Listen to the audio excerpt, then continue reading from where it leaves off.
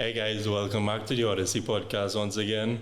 Episode 12, the first of the year. Happy New Year. Happy New Year, all the best for the new year. Thank you so much for the support in 2023.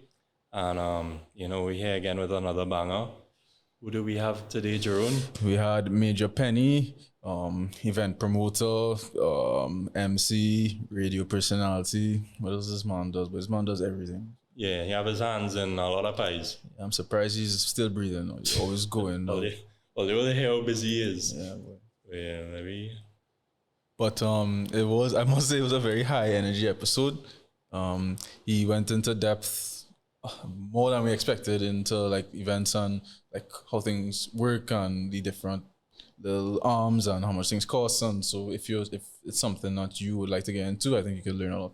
It's value. And even into his experience as an MC with crowd work and things, there's a science behind it that you wouldn't necessarily think about. But we talked about a lot of that and a lot of different things, honestly. Yeah. So you'll gain a good appreciation for the art form, and you might give him a blight if he ever comes late to anything, because this man's be busy all the time.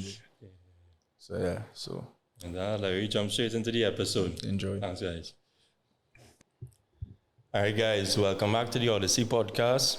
Thanks for tuning in. Well, we did the intro already. Well, you know who we're here with. A very multifaceted, influential person in the event space and the party space. We have with us Mr. Major Penny in the studio. Hey guys, what's up? Fancy intro, they have me sounding real fancy. Well, you didn't even hear the intro we do before that. But now we know it's Carnival time, so we want to thank you for pulling through. Yeah, man, no problem, man. I respect what you all do, so I feel like it was an honor for you all to reach out in the first place as well, you know? So we really appreciate that. Yeah, man. Well, let me not waste any time. Let me jump in. So this is the Odyssey podcast. So we had to break down the journey. Right. So we started secondary school. And what I was thinking is, given the field you in and seeing you on stage and thing, I would automatically assume you was a big troublemaker back in the day. So you could prove me wrong. You could prove me wrong or not. No matter how hard I try, I would not be able to prove you wrong. I was very active. I think active is the best way to put it. So being an active young man would also synonymously make you a miserable young man, right? I never wanted to stay still. I think at the beginning for me in school days, I went to St. George's College, if we just going from secondary school, 1 to 5, and then I went to Queensborough College from, Form 6, upper 6, lower 6. But yeah, school days, I was a little miserable. I never really, it was hard for me to sit in a class and I mean, fortunately, I just kind of had some level of natural intelligence, so it kind of took me through regardless. Apparently, right? So, I still kind of made my way through regardless. Right. But for me, I was always into sports. I was big into athletics and football and different things. The reason why I went to QRC in the first place was for two things, intercol and art.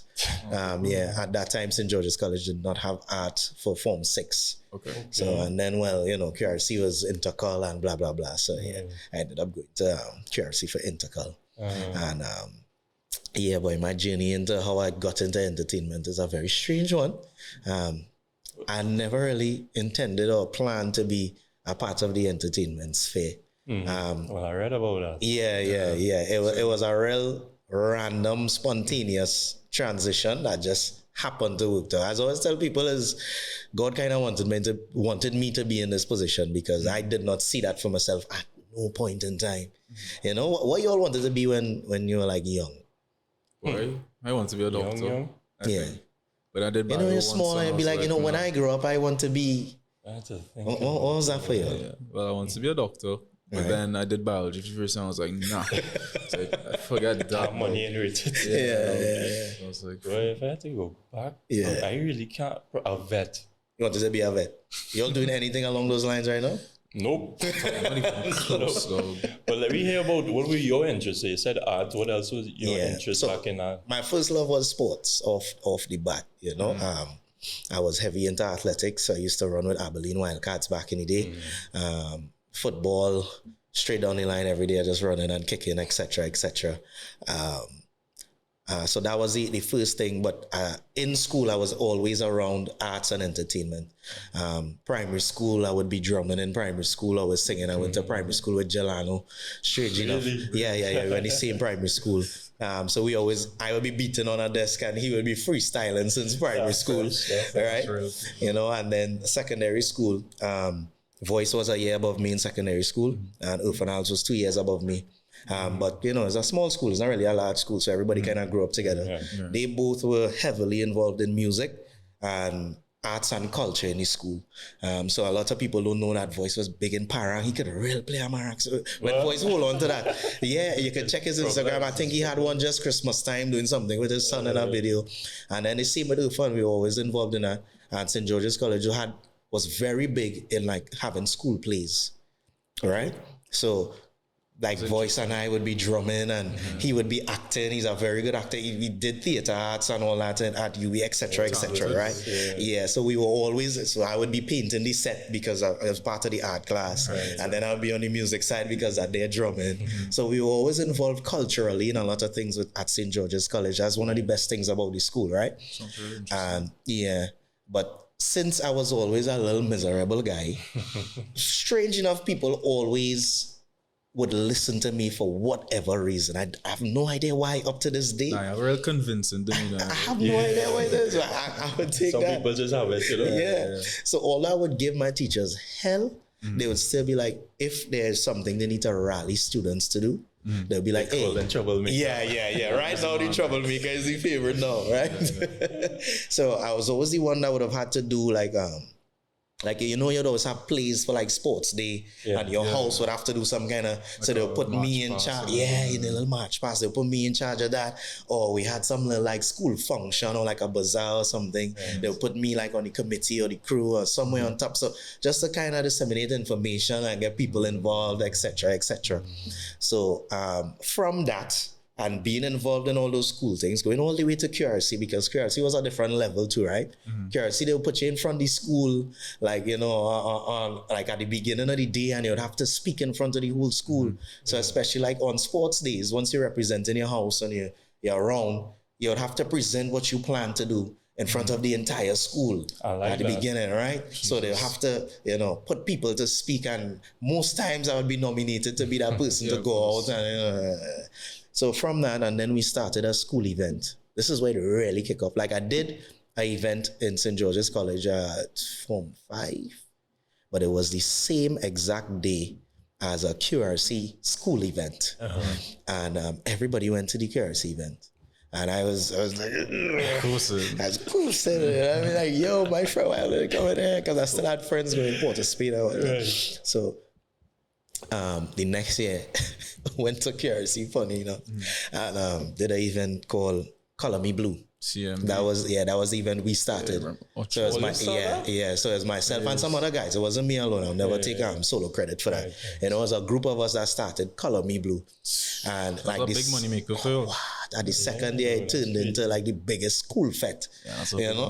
And after that we left, and every day just continued having CMB. But it was our year that started Color Me Blue. So from that, my brother and everybody was like, yo, you kind of have a thing for this. And to go back to the question, actually, what I actually wanted to be at a point was an architect. Stemming from the art. Yeah, right. That was a little. Yeah, it's a little. Yeah, but and I went into business. The economics and the POB and the blah blah blah. So business kind of took over, and that's what I did at QRC. And leaving, like, I played intercul for the 2 years. Unfortunately, I suffered a torn hip flexor. So while I had friends who were looking to go abroad and everybody running down to do the SATs to go abroad and play football, I don't know, something about it. I was like, I don't know if I feeling to go through all of that. I was just kind of, just how things went in a kind of way. And then I just kind of felt like I wanted to do events for some reason. And well, that wasn't so smooth. When my mother wanted me to be a doctor straight up. She named me after a doctor apparently on some TV show. Grey's Anatomy. I have no idea. I don't even know if it's a true story, but I think that's what she told me at some point. And so I went to my mother day, who is my mother is from Mearo. all right, countryside, staunch Catholic woman, right? She was also a teacher as well. So me going to my mother, who was the say, mommy, I don't know if I want to. I don't want to do no business. I don't want to do no. I want to throw party. What she said? I said, boy, you mad? Boy, you mad? So basically, me and my mother followed. But it was a disconnect. Yeah, it was a disconnect. It's like, that not making any sense. So we had a few weeks in a grinder between my mother and I last child. So you know me, I'm more vexed than everybody else. And after a while, she came around and she was like, if you want to do events, study it. Do it properly. Yeah, do it properly. Yeah. Don't just go and throw party and you train away all the years or whatever. All right? And in my mind, I was like, I just say yes because it was my way of getting my way, right? All I had to do is study it. Okay, fine, whatever, cool. I just want to do that was the right way, though. Yeah, no, it was the right way. And even at that point, I wouldn't see it as a young, ignorant-ish kind of guy. But it was the right thing, and she did give the right advice at that point in time.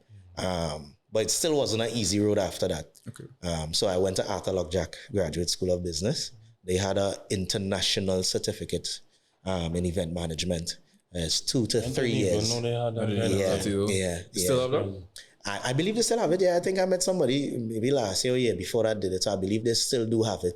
But I don't know if it's one of the highly promoted things. I don't think anybody would expect Arthur Lockjack, a graduate school. It's supposed to be after you get your degree and everything. So. So I did that. I spent my little 3 years there. I got that certificate. And in that time, I went straight up into events, which was very painful in the beginning. Because going from school. Tell us. All right. Tell us what you feel is. All right. So after QRC, we started. I did my first event out of school was something called Summerfest. All right, that was at St. John's. We did that. It was a while back, a party called Summerfest. It was a huge event, a huge success. We used the same. Your first event? Yeah, the event itself was a huge success, but the outcome for me was not as fruitful. What do you mean by that? Okay.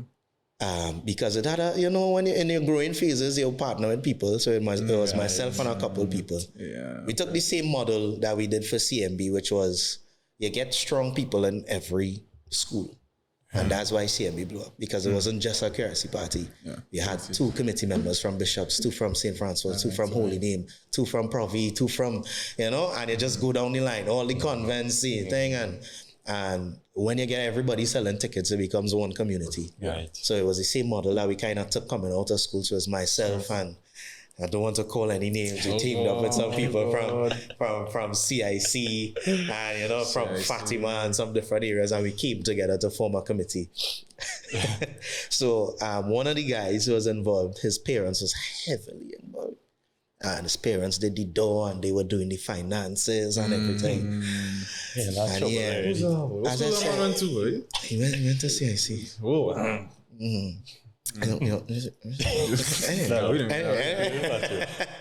Anyway, I would say I have some very good CIC friends. So the event was like almost 2,000 people in the event. Score. I did not see a cent from that event. Nothing. It was just excuse upon excuse about what happened and then who can get in touch to, and then I was none the wiser at the point because I did not know anything about the finances. I cannot approve or disapprove anything. I cannot see what is real from what is not. So big loss. Shit. So as soon as that starts, that mash up. Wow. So part of that committee broke off and we formed another committee. One above entertainment, and one above entertainment now we did something called social updates. All right, and that was when BBM was still a thing. So the thing with the party was you'll get a jersey, but you'll have an emoji on it to describe your mood for the event, right? So everybody in the party had a jersey. So that was like the thing for it, and it was cool. And, similar things just, through trial and error. And Murphy's Law, of course, anything that can go wrong will go wrong. same thing. I still have committee members that go in with money here. And this is all your building process, trying to figure out how to really structure what you're doing, how to make sense of it, etc., etc.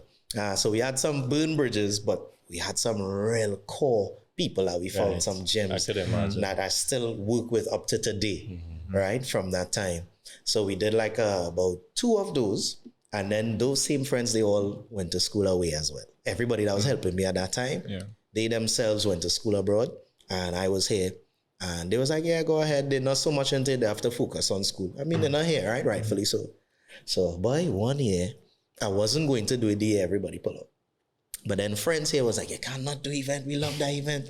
Now, mind you, the date that usually happens, it was like 3 weeks to that date.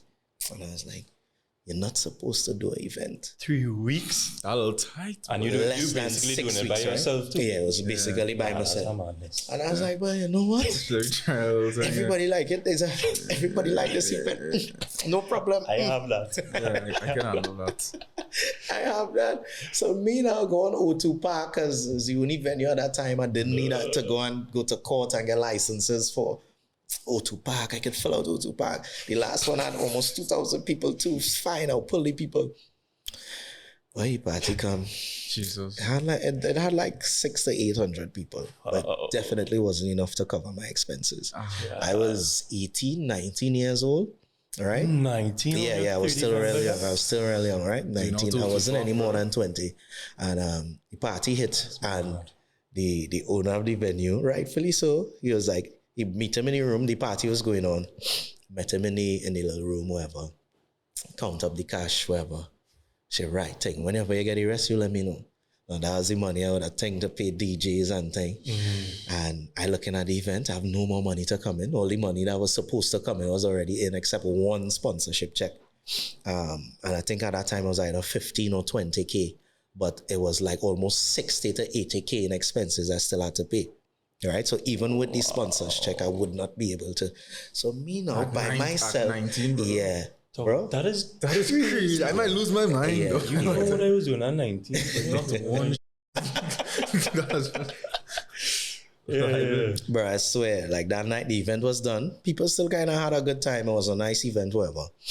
I went home and I was kind of devastated, boy. Could imagine. Yeah, I was like, where I getting the money to pay this man? Because basically we had kind of calculated, and he was like, well, just give me 40. I was like, but where am I getting 40,000? I'm not working nowhere. You know what I mean? Like, I can't go and ask my parents for 40K just like that. You know what I mean? I didn't have that support in that aspect. You in school too at this time, or this is before that? I think I was either in upper 6 or like right after upper 6. I think it was right after, to be honest. 40,000. Yeah. And I sit down in my room and I was just like a zombie. I can't imagine Right? that, though. You cried? If I cry, but I must cry. I cry like a bitch. I sit down in my room lost. I was crying. And my brother was the one who was usually my foundation in most things. He was the one that came into the room and he was like, you know what, thing, we're in this situation. How you are now is not going to help it. I say, he's a businessman. Let's just have a conversation with him. Whether it's a payment plan that we had to work out, something. And I was like, all right, cool. And I ended up calling the guy. And, you know, he kind of reasoned and he was a bit understanding at that point in time. So he said, once the sponsorship check come in, just give him the check. So I just gave him the check. Right? And that was that. I get you. You know what I mean? So it was still like a slight get through, but it was like, I really can't imagine that, you know. And then I was still, to me, it was still like, this not making no sense. Yeah, because the first one you do, you didn't see a dime, they screw you over with that. The second one was good, but then the third one come on. Yeah. So it was just licks. Where your head space was at with that dog? Like, how? Honestly, I can't remember, you know, but fortunately for me, right, I am not a fan of losing. I don't like to lose. Can you imagine? That was always me since I was small. So any situation like that, I think that's the only thing that kind of got me through. And as we like to say, it's bad mind. I had to win somehow, and I am not going to lose. So I think that was the only thing that kind of got me through that phase. And my brother, of course, with the support of my brother. And the fact that, you know, I really had people around me who was kind of supporting me in terms of giving me the energy that I needed to understand, boy, you really have something with this, you should literally just continue. And then I met some guys after that. Well, I knew them. I knew 2 guys because I played intercal with them, which was Nikolai Solomon and Kai West, and they both went to Fatima, right? Yeah. And I went to an event in St. John's, and this is where I met Brandon Koo. He was from CIC. He did an event. Crew, man. All right. And after that, I spoke to Brandon, and Kai and I was always good. Kai and I was always very close. We're still real close as my brother. So Kai was doing events with Nikolai, and they were Island Brothers Entertainment. Brandon had his own events, which was BEK Productions, and I had my own thing, which was One Above, right?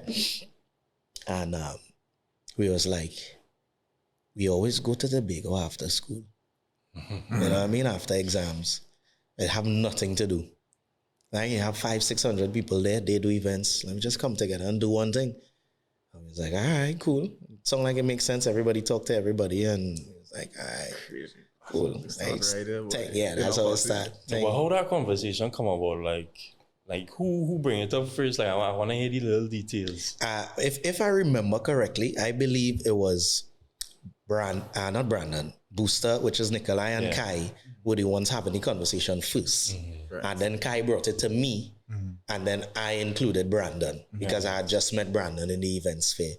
And I was like, well, it don't make sense we all doing events and fighting each other in the same exact demographic.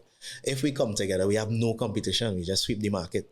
You know what I mean? I like that. Smart. Yeah, and that's what it was, which is why I guess to this point, up to this day, we still have control of what that is, because nobody else could have really. We really monopolized the market of that, because we would have, and that was the thing, right? We had like-minded individuals who properly analyzed the market, and we watched the Scorch and the Caesar's Army, and although everybody had the different, facets of, I guess, demographics might be the best way to say it. It still kind of clash at some point in time, right?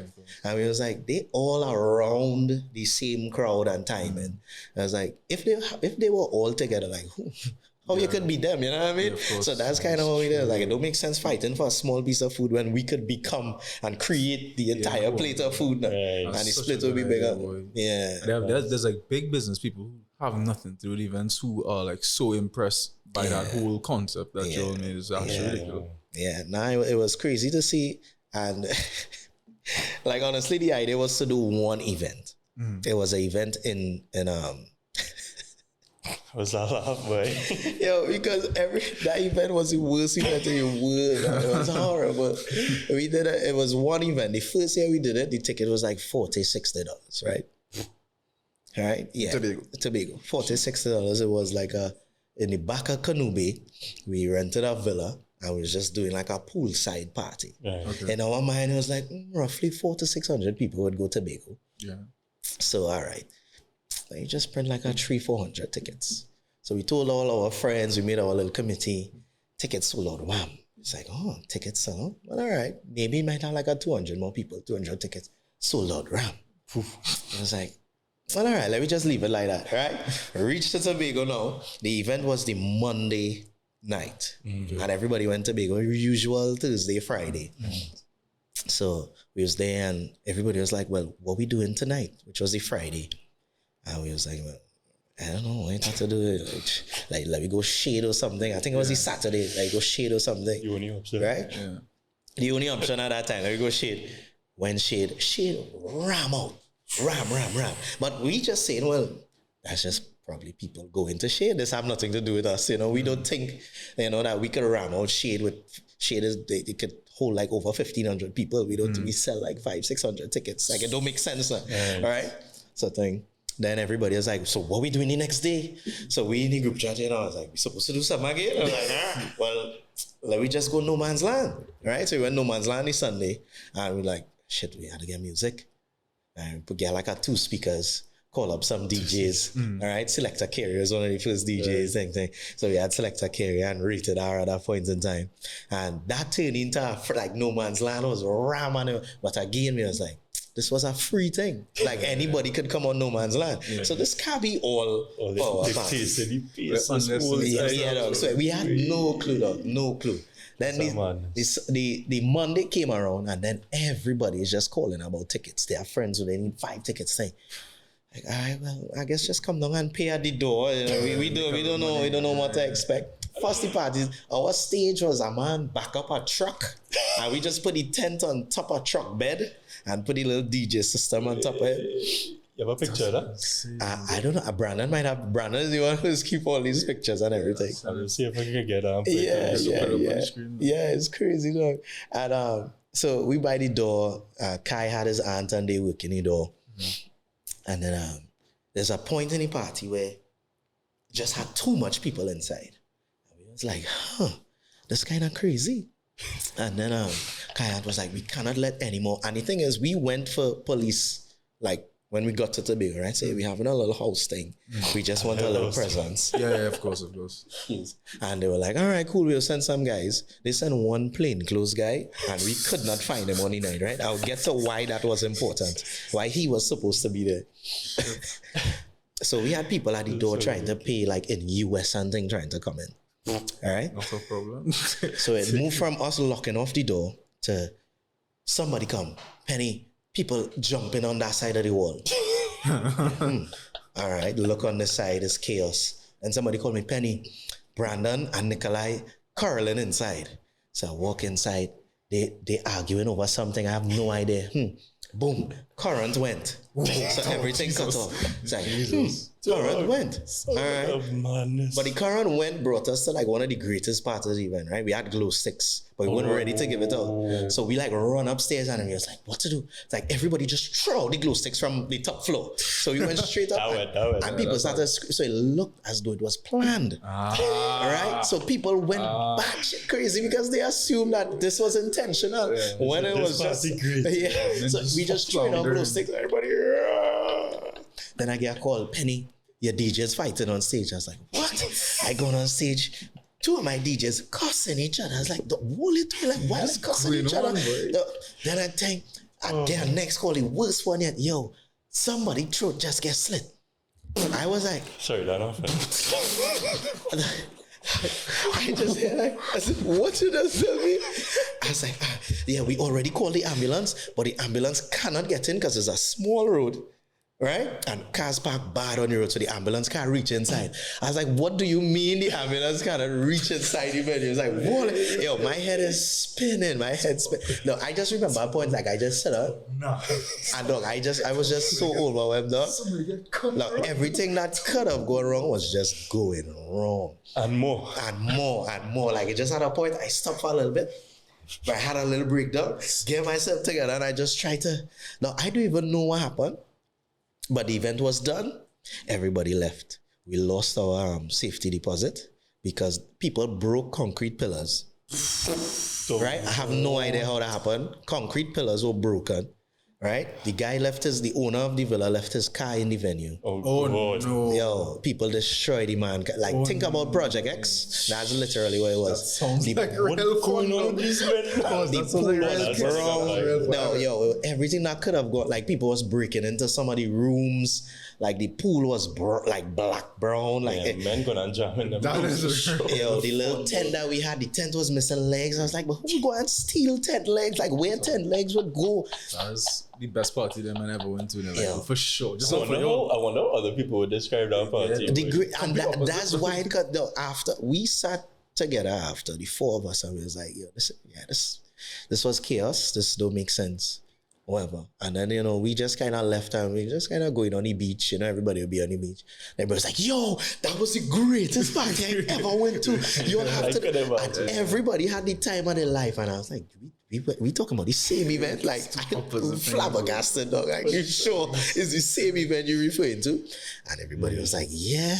And then I was like, well, I guess we had to do it again. Everybody was like, well, all right. So then, you know, the next year we decided to put more effort and emphasis on the event itself and that is accidentally we created that weekend experience.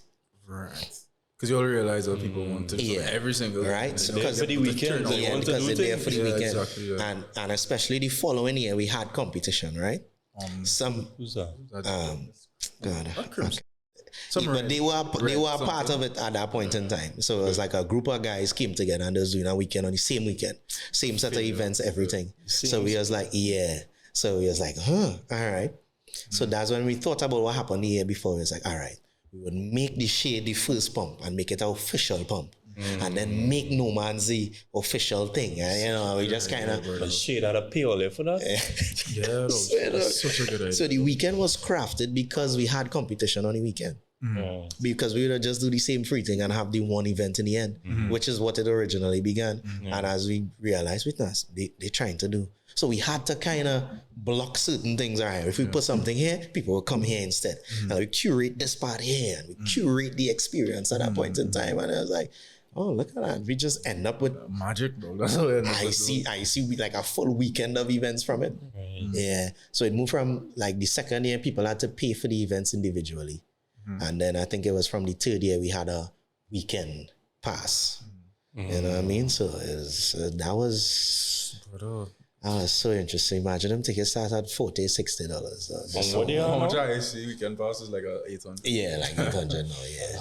Well, the production level is completely different. For sure, that's mad. And that was, so that first one where everything went crazy, that was what year? That first one where everything, I think that was either 2012 or 2013. You're doing that for 10 years? Yeah, well, besides COVID. Yeah. So how old you were at that time and all that now come together with that plan? Probably in 1920. The same thing. Yeah, we were all around the same age. That's great. Yeah. What I would ask you though is that like, I find like there's a certain age where you become aware of like what you're capable of doing, as in like, I don't know when it happened for me, but like you start to come out of this like tunnel that you are forced in school, where you're like, okay, if I want to go and learn about this, I could go and talk to this fellow. Yeah. And there's nothing stopping me from going and talking to that fellow. It's almost like I think they call it like a sphere of control or whatever. Right. But I feel like to do an event of that size or any of those events at that age must be real hard, because you're like, how do you break out of that, like those chains of not knowing, like you could just go and throw a party. You could call the owner and be like, hey, I want to rent the venue for this night. And you could call the equipment people and you could just put things together. Like, how do you even arrive at that? I could never imagine. I think it's just being in it, just trying it and just doing it. Because in the beginning, you know, it was hard. Like we had no idea. Nobody had respect for you as a young man. You know what I mean? This little youth man. Yeah, we have a party and we have 2,000 people that could come here and just so, you know, just to call on them. Man. Like, what does youth man talk? Like, what take? So, you know, it was a lot of having to prove yourself at the same time. And it was a lot of us just trying and not being afraid to take the risk. Yeah. You know, and not being afraid to lose. I think most people kind of hold themselves back because they're afraid to lose or they're afraid to falter or fall or look bad. It is an embarrassing thing. You know what I mean? It's a real, real optics on that. If you talk about parties, everybody can be like, no, that party is real failure, boy. And even men who big in parties, they still fail to this day. No, I'm telling you, there are events in recent times, even like last year, that we didn't fully profit on. You know, sometimes. Well, not Island Crashers itself, because we do events outside of IC as well, right? But they would have events in general, and it can happen at any point in time because there's a lot to do with timing and then how much effort you put into your event, and it have a lot of factors that go into a successful event, which is outside of our jurisdiction. Like sometimes you could do everything you need to do, and you just happen to do it at the wrong time, at the wrong date. You plan an event when it have World Cup finals. Nobody's going to come to the event. They're going on World Cup finals, you know what I mean? Like that. So there are a lot of factors that you really have to think about outside of just what you are good at doing or what you are perceived to be good at doing. But it's heights. But back to... Oh, go ahead. I was gonna go back to Island Crashers again, if you don't want to. Well, we could go back after. I don't mind the Island Crashers talk. But what I was thinking about though, like I've been to some parties where the amount of tickets sold is ridiculously low. Right. And I was wondering why, if they seen how much tickets being sold, why did they just give everybody back their money and not throw the party? Because a lot of the times that has to do with your investment in the event. Right. Oh yeah, the venue. Yeah, because sometimes you have to pay for your venue in advance. If you're, like we say, you're going in the savannah, you have to go to court to get your licenses, your bar license, your dancehall license. You have to pay EMA, you have to pay cut in advance. You said dancehall license? Yeah, dancehall license. You need a dancehall license to have. Wait, what?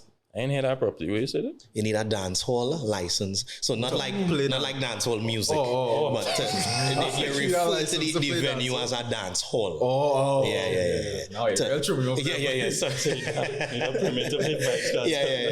You just need a permit to say, you could charge people to come into this event. You could, make money at your bar and particular things like that. Yeah. Cool. Yeah, so you need your bar license and your dancer license to have these particular things in place. And then you need like fire and police. Yeah, fire and police all are under, falls under your licenses. Okay. So after you go to court, they'll give you your strength. In terms of you have 500 people now the ratio is 75 people per officer. That's kind of how they calculate it, right?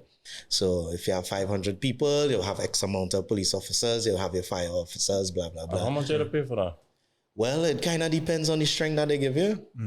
Some events, they'll give you 50 officers, whether you have normal WPCs or constables or inspectors. The higher the rank is, the more expensive it would be. So if they, they send 20 constables and 2 inspectors and it's according to the strength. And more than likely it's according to the type of event you have. And the venue itself is what it would depend on. So if you go Brian Lara Cricket Academy, they're expecting you to have a large event. Nobody going to do an event there for 200-300 people. Yeah, exactly. Right? Compared to if you go like St. John's, you could expect like a smaller number, than Brian Lara Cricket Academy. So it would kind of vary in terms of that. And then as if the police are aware of your brand and the type of crowd you would attract. So if it's a crowd that they may deem dangerous, you're going to get a strike. For sure. You're going to get a strike. But like that dance or license and all them other things, those are things that people I would say the average person would overlook when thinking of throwing a party or something because they're not in it. What else is involved in the throwing and planning of an event that the average consumer wouldn't think about? Good question. I think that throwing a party is a lot of moving parts at the same time. Right. It would begin from just you creating the idea, the concept, the theme, and then dealing with your graphic artists, and then your videography team to get content to roll out, and then dealing with your committee. You might have a head of committee to kind of relay this information to your committee. And even from that, your promotional campaign and what you're doing, and then communicating with your DJs. And then the biggest part is your service providers. So if you have different companies doing each thing, because you need your sound guy, and lighting and generators and fencing, and you could go on and on, pyrotechnics. So it's really understanding, which is why most people in the beginning just catch their tail, because you have to understand timelines and when what needs to be started by. Like for Island Crashers, we have to start preparing our venue a week in advance, or we would not be ready. And most times it's still a kind of crunch to make sure everything is in place by that point in time. And then Tobago is for us, Tobago is another ball game. Because in the beginning, it was like 3 different venues that we would have to set up in one space at a time. It wasn't one venue. It's only as of recent we do all events on the beach because it's just a little easier. So it's now more a beach festival than it is anything else, Do you all have any plans of shifting it because of the beach getting smaller? Boy, that is that's a real hard in our side right now. That's the pain. It's crazy. So certain times in the year, the beach would kind of be, because the tide wouldn't be as high, right? And then at that time we kind of watch the beach. God, disappearing. God, we have no beach. The beach is gone. We have no control over that. Now, in terms of the environmental side, there are things that they can do to preserve the beach and the landmass around the beach if they. If they'll have to build certain dikes and things out in the sea, as if they choose to do that, because then the water would now then just flow somewhere else, right? You need specialists to really come and see and examine. That's not a small thing. That's a government thing for them to really figure out. But for them to do that for a simple party, now the thing is, Pigeon Point is, well, they have the whole other side that people would usually bathe and thing. But there was this side that would do the little surfing and other things too. So, I mean, you don't really need much sand for that. So, I don't know how much preference they really give to people just throwing events there. Right. Although some of the largest events in Tobago happens on Pigeon Point. So, Is this spot? yeah. Really going anywhere else to be Yeah, so. Also, this is a real odd question. I've always thought about this. When you're throwing free drinks parties, right? How do you calculate how much drinks each person is going to drink so you don't lose money? So you don't lose money, all right. There's a little math stage. There's a formula? There is a formula. You have to understand your crowd, your demographic, your market. So it's like average when you go out. Like we say, you drink. What's your drink of choice? What you like to drink? Punch and white oak. White oak and soda. White oak. How much white oak you drink in one event? Like if you go to like 5 drinks, 6 drinks? Yeah, probably like 7. Exactly like that. I'll enjoy it. Yeah. Right? So we know at a particular age, it's almost impossible for somebody who's anywhere between 18 to 21 to drink 15, 20 cups and still be functioning as a human being, right? Because we now getting used to and accustomed to, drinking alcohol. But whereas if you go, let me say out in South Air Committee, who has a more mature crowd, a big man could possibly drink about 10 drinks, right? So, but for us, if I was calculating just with us here, all right, 5, 6 drinks per person, one drink would cost you X, whatever, and you just calculate it by the bottle. So one bottle would give you 14, 15 drinks. So in your sponsorship, you'll kind of work it out with your brand and be like, all right, I know for sure if I'm doing free drinks, if you drink 2 beers, you're not going to take 6 drinks. You'll probably do like 4 white oak after that. Because beers is kind of full. And they're going to you'll get drunk faster than a big man. So you kind of gauge it. And I'll be like, all right, if you buy 6 drinks, which is usually like $20, $25, it'll cost you like $80 to $100 a head. Yeah. And naturally, girls drink less than guys. Yeah, of course. All right. So you could, all right, there's a safe gauge to say $60 to $80 because girls will naturally drink less.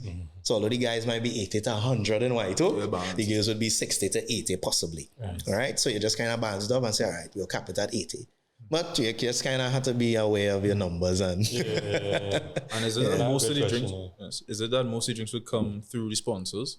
Yeah, basically, and you'll get sponsors easier with a free drinks event because they're moving product, right? You have to buy the product in advance. Whereas like a Cooler Fed, people are sure to come to the event and buy alcohol. So a sponsor will be like, all right, cool. Well, yeah, we catering to 1,500 people. We need 20 cases of white oak. Right? So we have to buy it up front. It's just discounted. Yeah, they'll give you a discounted thing. Sometimes they might get every 5, 6, 7 cases, they get 1 free. It's trying to give you like little different specials and deals and whatnot. And you're more likely to get a cash sponsorship by that. Yeah. And also a vague memory is like when I think one of the island crashes that we went to, at some point, you all like posted all the sponsors that you all had, and I think it was like 30 or something. And I don't know if you all got all of those that one year or you all had them from before and you just formalized it. We built over the years. Yeah. Okay. But when I saw that, I was like, Jesus Christ, these men rolling though. Well, you see, the thing is not all sponsors give you cash contributions. So some sponsors would come on board and like say Sunshine Snacks come on board. Sometimes they would give cash according to what you pitch to them and how it makes sense to them. But I just use Sunshine Snacks because they have something to give, right? They could bring their execution and they'll give out snacks. Yeah, you'll booth it. Right? Yeah, they'll just give out the snacks. So let's say I have ice cream, or maybe sometimes it will happen with White Oak and rum sponsors. They will come and they'll give out samples. You could get White Oak cocktails. And so not every time and every sponsor would give you cash contribution. So even if you see 40 things, it might just have 5 sponsors who actually giving you money on that flyer, but they contribute in different areas. What year into Island Crashers always start getting a respect from sponsors to be able to get them easily? I would say the 4th year. The 4th year. So somebody, yeah. Because I would say that we changed our generation into White Oak drinkers at that point in time. Because when we were clubbing in school, it's clubbing, we're not supposed to be clubbing, right? Real people used to drink vodka for some reason. It was like big on vodka, right? Vodka, it wasn't so much rum. And then they bought on big Thailand crashers a year. And they did a lot of work with us and they gave us a lot of stuff and we were all pushed together and they gave out a lot of paraphernalia too. So that in itself is how sponsors come in. They'll give cups and different things too. That would save you. Like if I wanted to give my patrons cups, I wanted to go like, all right, well, we have 2,000 cups. Yeah. Oh, well, you're saving me a cost. Let me just use your cups. You know, like that's ways they come in more too. So so I think sponsors who see the demographic and understand what it means is because at that point in time, you don't know what you like. You don't really know what's your drink of choice yet. You're just partying for partying's sake. We take it anything on that age. Exactly. So whatever you think or is seen as the most prominent thing at that point in time, you would stick to that. Yeah, everybody drinking white oak, I can drink white oak too, you know what I mean? So, If you're getting early, man, I'll probably stick with that. But what I would say too is that we started with like, I think Black Label. But I drank so much Black Label and crashes, I stopped drinking that. And then I was like, well, the only other rum is white oak. So then I switched to white oak. And since then, that's it. We could drink white oak. We could afford it. We could afford it. And what would you say was your favorite year? Like, what was the best year of Island Crash? Because if the first year was the worst. Like, so the most memorable moment. Things went over the hedge. People, well, that never. I doubt that ever happened. That never happened. But if I had to say the closest to that as possible, that would be last year. Really? Yeah, strange enough. Without something drastic happening, I would say last year. Well, they probably have it down to science now, so everything. Boy, we have it down to science, will still be okay. Yeah, of course, now you will never be able to avoid that stress. Yeah, that's just events, boy. It's too unpredictable for things to be perfect, you know? Because it's dependent on people. Yeah. You know, and anything that could go wrong. Fortunately for us, with the environment that we create, and I guess the crowd that we would have, we don't have much incidents. Yeah. Right? Yeah. But back to the police question, I just randomly pop in my mind. I was like, for a weekend in Tobago, we pay close to 100K in police. What? Over the 3-day period, yeah. How much money are they making then? Making real bread, dog. It's like 4,000 people in Island Crash. Yeah, but our budget is extremely high as well. Yeah, I can imagine. Yeah, for sure. 100%. And if you really going over there, because think about it, right? Because we, especially when we were doing 2 venues, our tickets really range between, for a bulk of the time, it was between 600 and it would end at 800, right? We give people 3 to 4 events, right? When you really think about it, that's 200 or less per event.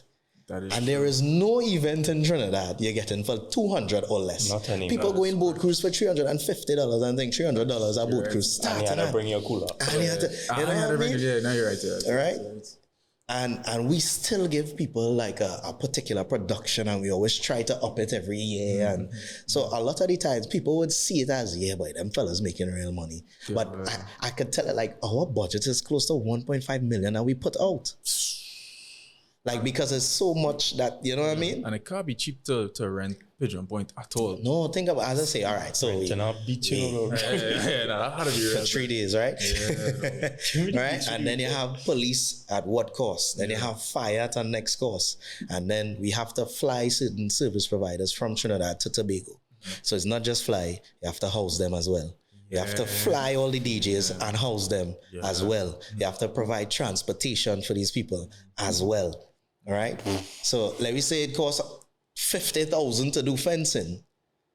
Now it's an extra 20, 30,000 because he have to bring his staff, house them. You know what I mean? Feed them. So everything is multiplied because we do use a lot of service providers from Tobago, right? Because that's kind of what we believe in as well. If we're doing it in Tobago, we had to support Tobago, and that's the only way. Like that, you know, it would make sense. Of course, and that's how you get them to buy into you all as well. Because I remember one year, like when you started the partnership with like Magdalene, and I was like, they're doing it the right way. Because once you get buying, then the government or like the, I don't know, minister, like whoever's in charge of tourism might come and try to help you all out, because he sees the value, and then. You know how much money you all give to penny savers? You don't have to tell me that. Everything does run out. Everything does run out. You can't get anything in penny savers. Yeah. Ice has run out on the islands. I'm telling you, no bacon, no eggs, no bread, nothing in penny savers is ridiculous.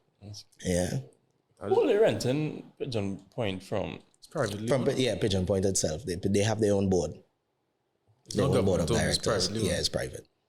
I know I'm fit this in story, but I'll just tell you. They had one island crashes where you all started play, you all like a bunch of fireworks as the gunman music come on. That's the most magical moment.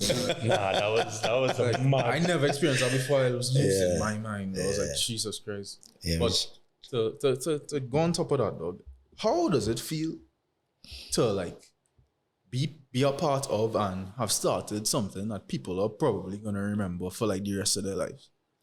Like, you play such a significant role in so much people. Like we went three times. We went all 3 times. 4, 5, 4, 6. And like people go away. They tell their friends away about it, and their friends away are losing their minds. Obviously, away they do like festivals, but it's not the same thing because you're doing like university. This is after Form 5. Yeah. Such a unique thing. Yeah, like you must feel some sort of like I can't even describe the feeling like that. You probably can't describe it. That's the thing. Like we had this conversation so many times. So it's like the 4 of us, myself, Kai, Brandon, Nikolai. I'll say Booster because it's called him Booster. Yeah, I remember Booster. I think everybody know Booster. Yeah. So it's just I don't think we fully grasp what it means to people. And it's only as we have conversation, you know who would bring that to light for us? The parents. So we would have conversation with a lot of parents, of course, because they would have to go as guardians and chaperones to right? And they'll be like, we have this person that's coming this time has been waiting since Form 2. And it's like, and then we would speak to teachers, right? And the craziest things are they shift their graduations around island crashers. Because people will go crashers before they go to grad. And I'd be like, that is how bad this is. That makes sense, boy. I don't even know if that makes sense, you know what I mean? It's like crazy. I remember like Form 3 or whatever, some fellas who like were in Form 5 who were about to finish showed us a video like y'all used to make and we were just like, no way, we had to go this thing. So, and I went to my mom's. I was like, after Form 5, I go in this thing, and she was like, nope. And I was like, what? I was ready to lock her off one time. And I was like, no way. I wasn't even studying my exams. Yeah, I was just like, when is this thing, dog? When is this thing? And you're away from your parents. So everybody is a kind of liberation. It was like a growing experience. Like I wouldn't even like, especially that first year. Like remember, like we stayed boy Sandy Point. Sandy Point. Yeah. And I remember my parents were kind of strict over so. We there in Sandy Point, it's like 1 o'clock in the morning. Somebody messaged from Crown Point. It was like, hey, come online. And we were like, okay. And we walked to freaking Crown Point and walking there. I was like, why we doing this? Yeah. No. And it was, boy. And that's what I tell people. I was like, the magic of island crashers, where we just facilitate what the experience is by having events. Yeah. The real experience of island crashers is not at the party, It's what you do with your friends when you're at your villa or on the beach. That's really what does make the experience, is just being in Tobago itself. And you all just being in this space where you could celebrate life free. Exams just finished, you know what I mean? Or they Form 5, lower 6, upper 6. It don't matter, your exams done. You want to, kind of escape from everything and you feel like you're away from your regular life. Although you're right in Tobago, the same country. But you take a flight, you take a boat, it feels like you go somewhere different. Yeah. So the real experience of island crashers is Tobago itself. Yeah, and starts right as you come off that plane, but you step off the last 7 and say, wow. Even to this day, like I have a different feeling about Tobago because of that. Yeah. That I didn't have before. You go some crazy night beach, it's just... You just feel to do wild. Give me some memories there. I'm not even joking. Like we made a shared album like literally 2 days ago. A third of the pictures are pictures from island crashes, and videos, something of us just doing stupidness. And we all know like 24. I think that was so long ago, 6 years ago. Yeah, that's crazy. I'm telling you, all the men do something crazy there, boy. Yeah. I still we just kind of said like, how long we gonna do this for? It's like, well, boy, it's like it became a rite of passage for, you know what I mean? And do you not feel like jealous that you didn't get to experience it? But we argue about that all the time. I was like, I wonder what's like to experience this. Like, I would like to, gather my friends and just go and just do dumb shit for a weekend to make we do some shit. We walking from our house line to our next house line, and it have a cow lying down in the field. And say, who gonna touch that cow? Boy? Yeah. Run up to the cow started chase everywhere. Bulldog, fucking huge. Yeah, that's what it is, and you would never forget that memory, though, and that's what's making it. Think about it all the time. And then also the thing is like it's Tobago relatively safe. I mean, like we drive around in the middle of the night exploring in the back what's called that place, Bonacord and thing. By it have like a walkway that's go to the sea with like a bunch of just, and we no care anywhere. We just like enjoying it. Nobody bothering you and thing. And that's the magic of Tobago, boy. Yeah, boy. I love that place. So. Nah, I really like Tobago. Do something there, yes. Glad to get to talk to you about it. But, how that meeting that you had with was the radio station with your brother? Oh, you really remember this boy? Yeah. Slam. That was Slam at the point of time. When that is in this timeline? That was 20, I would say 13 into 14 probably. So this is at the same time? Yeah. So it's the second year of Island Crashers. The second to the third year of Island Crashers was when I became an MC. Okay. By accident again. And I got into radio also accidentally.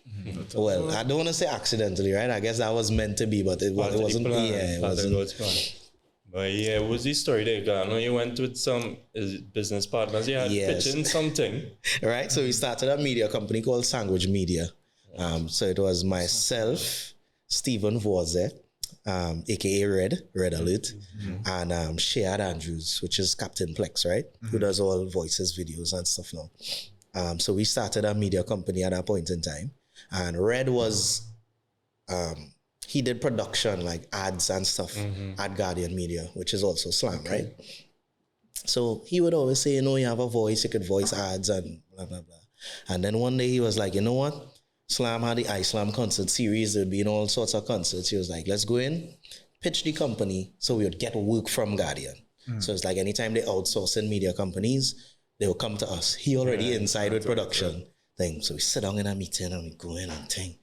And I end up, I was reading out. I was just talking to Joel Morris, which is Signal to Noise, right? He was the program director at Slam. And in the meeting, he was just like, read this. He make me read something. In the meeting? I read it. Thing. He was like, you could read. You have a look. Nice. All right? You have a look. I like that. You read, you have a look. You ever thought about doing radio? I was like, radio? I was like, no, I never thought about doing radio. He was like, yo, try it. He was like, well, all right. Okay. All right, cool. So thus I started overnights at Slam 100.5. Doing what? Like as an MC. So one time. But how you goes? Like maybe some weeks after we started, right? Just overnights. So I never took any radio course or anything like that, right? Yeah, nothing like that. How the hell you jump straight into that? Right, I don't know. That was just me, though. I can read. Dog, I don't even know. Like, so it was myself, Aaron Fingal, and DJ Charlotte. We start overnight at Slam at the same time. Yeah. So Fingal, Thief Charlotte, one time he was like, yeah, that's my DJ. Right? So they ended up putting a guy who was already there called Selector Caleb to work with me overnights. And we start overnights. Horrible. When I tell you I was garbage, I was garbage. I am not ashamed to say I was garbage. I was garbage. But you see, nobody would see those days. You know what I mean? I was horrible. I remember that somebody granny hear that. Yeah, somebody. I bust somebody ears overnight screaming on that mic. It was horrible. But then over time, with the likes of like Sonny Bling and JW and Blaze and just different guys around in Slam at that point in time, I was always open to advice. I was always open to learning and growing, which is why I wasn't afraid to take so much risk. I was never afraid to be like, hey, why let's do this or how to do this or give me some advice on this, And even Red himself was the one who gave me most of the advice that time. Because he was in and around entertainment. He was a DJ before. He'd been in entertainment. So most of the advice I had gotten at that time was through him, heavily. And then things developed. And then I joined a group called Zygon International, right? And they heavy in sound clash, one of the baddest sound clash crews, right? That's something that skip us. We don't really know much about sound clash and sound killing, and that's when men used to go with the records and they bring the sound system in a party, and this crew is at, and you know what I mean? And song boy, you're dead, and you know. So basically the goal at that point in time was, you know, crews would go up against each other, right? And the crew that lost at that point in time, you'll consider your song dead. Right, so that's why I say, "Oh, kill a song boy," kind of thing. That's where that whole thing developed. It was like damage your career in a sense. Like nobody gonna book you again because I see big boy. Right, so that's what it was. Now it was like, "Oh, take one." So that was the which I did not come from, but I was just appreciative of the fact that they brought me into the group, and that's where I started with. And how I got into the group was because of this. The second or third year in Island Crashers, Zygon International was DJ Watty, who I hired, and David Roberts, right? That was the pair. And Watty came and David couldn't make it to Tobago. And my friends was like, "But you on radio about a year now, that just go and mic with him." I was like, "Look, I never mic in a party in my life." I was like, "No, but we do have a choice." Yeah, so radio accidentally a year later now, or some time later, some months later, it's like, no, it have nobody else to fill the gap. You have some kind of understanding of what this is. Just go and do it. Before this, you never do anything in front of a crowd. Just radio. Just radio. All right, so radio developed into hosting and becoming an MC. So the MC part was that. It didn't have a mic. Watty didn't have a mic, man. And they sent me with Watty. This is that IC. Is that IC? Yeah, the IC. Tell us about that. Never hear about how you feeling before you walk on. I can't remember that. And I feel like that's far. I feel like block it out because I sure it was horrible, right? I sure it was horrible. But for some reason, I think people accepted it. I guess because it was me. I guess it was my party. I don't know. You know what I mean? I don't know. And maybe I wasn't too horrible to do. I doubt you was not bad. Once you get past the nerves, because I feel like the nerves is the main thing. Because you also have like the voice and the mannerisms from doing it behind the thing. It's just in front of the crowd. So I think after that, people were kind of like, you know, you should continue. It was a vibe. But, you know, it's your French shit. It was a vibe. It was good. You know, go ahead, take. I was like, all right, cool. Take the gas. So I kind of continued. And it's from there working with Watty is where he was like, in this group, you know, I'll talk to the guys and they welcome me into the group and whatnot. And is there I joined Zygon International. And I was with Watty for some time, and we go Roscoe's and Aria, and there's a party on the avenue real hard, and do all them kind of things. And I'd be going parties on the avenue and then traveling home all 4 o'clock in the morning because I didn't have a cars yet. Like, people wouldn't see them days. People don't know them days, you know. You ever speak about any of this before? Yeah, in certain interviews and things before, you know, but I'm not usually on this side of my interview. I'm usually on the other side, you know. So yeah, I go in and work in Roscoe's for free, and then I still have to travel home just to get the experience and things. You know what I mean? Everything in Roscoe's was free. Yeah, boy. So it was. I just end up on that stint at that point in time. And through the club life and the club circuit, 51, Roscoe's, Aria, a little bit of Zen, some different things. Coco Lounge at that point in time was a thing too. Yeah. So, you know, we kind of, from there is where I got my main MC experience. From working them clubs over and over. And that's where I kind of build people getting familiar with who I am and my brand and everything like that. Yeah, so that's how that kind of took off from there. And the hosting thing was Slam, Guardian Media, CNC3. It's all the same. It's all under Guardian Media, right? So if all those things are day jobs, right? And then the MC thing in the night, when you sleeping? Well, radio wasn't that hard because radio was just like like shifts. Yeah, shifts. It's like 3-hour shifts you work on radio. All right. So most times I'll be skinning, planning events when I'm home or something. You know, I go my little 3-hour shift. So I move from, you know, overnight, and then I get like a 9 to 12 shift. And then, you know, as I gradually got a little better and advanced in what I was doing, I get like a 6 to 9. So prime time is 6 to 9 in the morning and 6 to 9, 3 to 6 in the evening. All right. Which is drive times is what it is. When you're driving to work and driving from work. The heaviest listenership you'll get on you know, and that time people were still, you know, not so heavily on, you know, listening to mixes and Spotify and you know. So, You still with the radio station? not so much. After I started traveling more often, something had to give where I was doing too much at the same time. I couldn't do everything at optimum. You know what I mean? Like something had to give. You get burnt out at some point. You ever had to deal with that? Like a serious burnout? All the time. Burnout is right. True.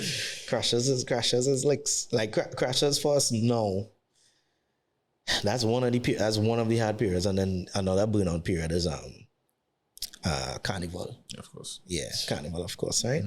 You know, and then outside of that would be other carnivals. So we go to other carnivals. Oh, yeah. Holy. Yeah. It's just have little burnout periods. Bigger carnivals is madness.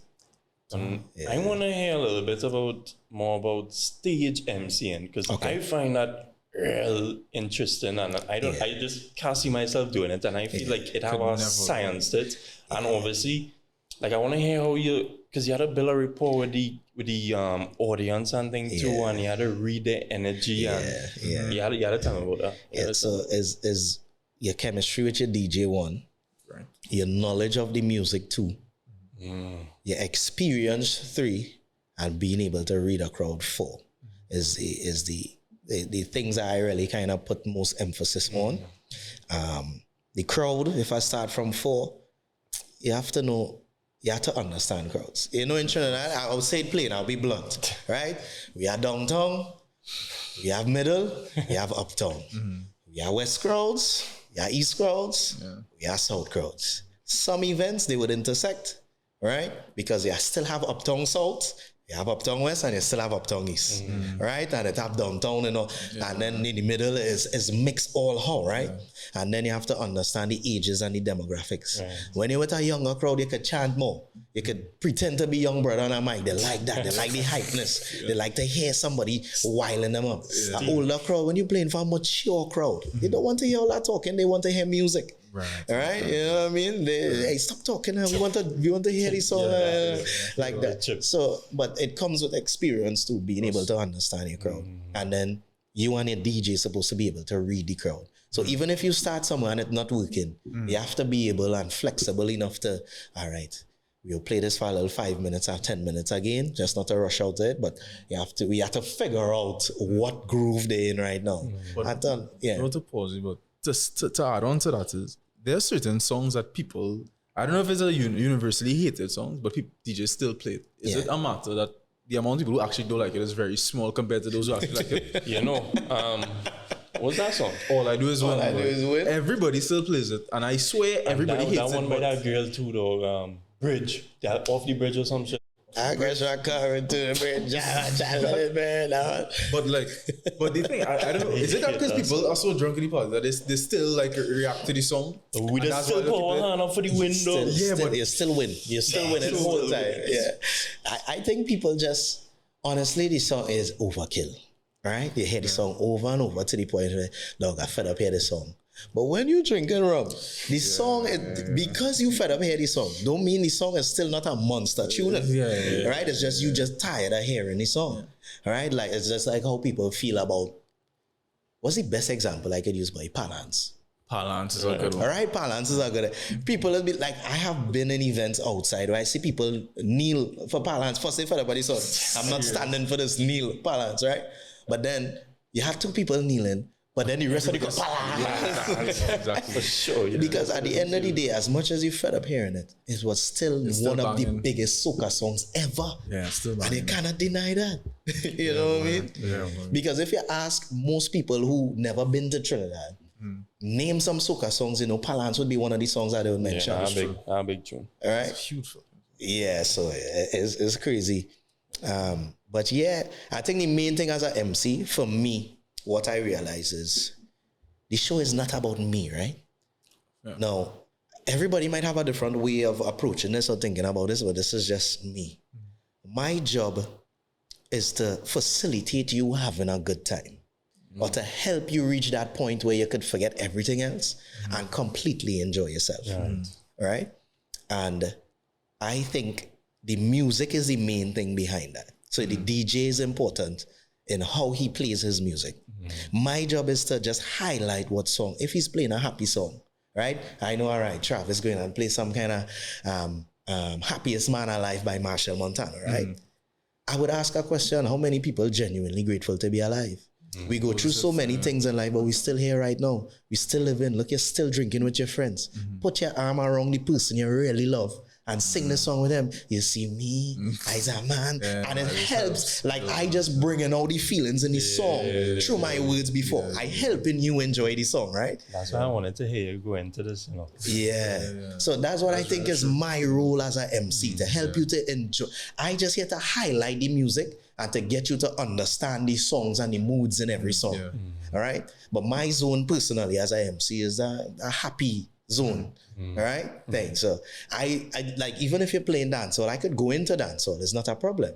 But I not going and give a heavy gunman, kill people kind of argument. That is not me. It's not me naturally. I am a good vibes, good energy kind of guy. I prefer to, if you go down that lane, which is why soca is my strong point. All right? You know what I mean? So I'll go down that zone.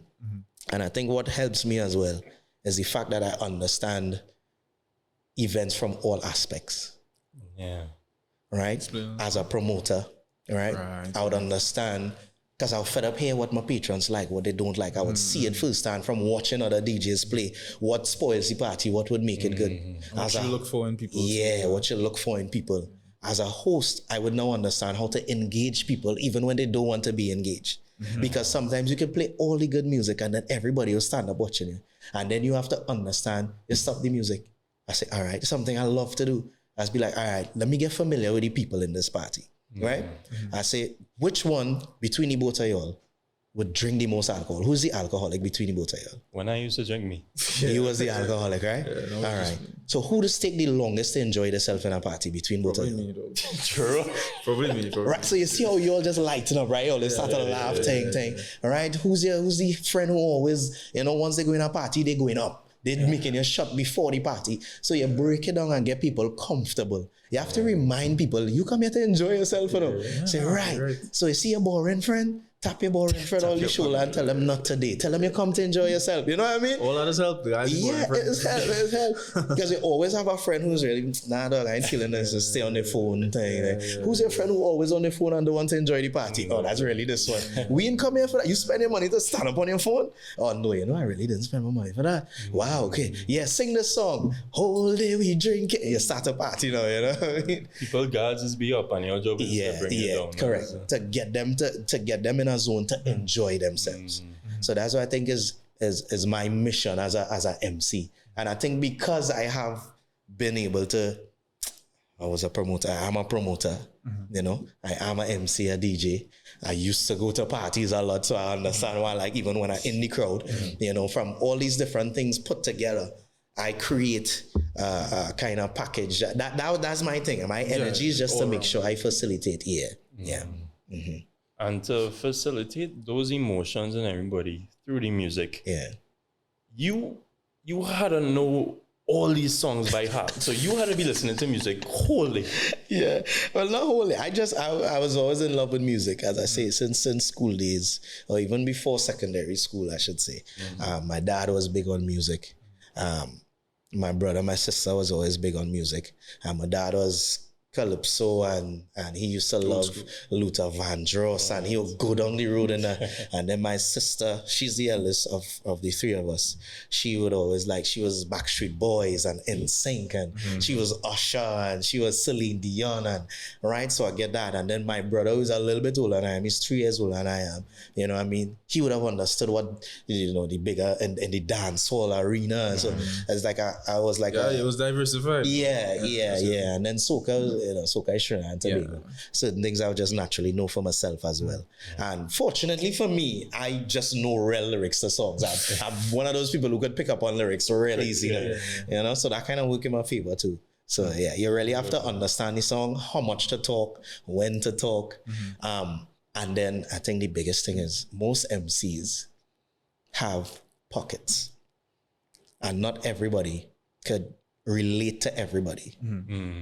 Right? So you have DJs who would thrive in a downtown setting. Right. Okay. Then you have DJs who would thrive in an uptown setting because you see the same DJs in the same events in those brackets, right? Like demographics. Yeah, right?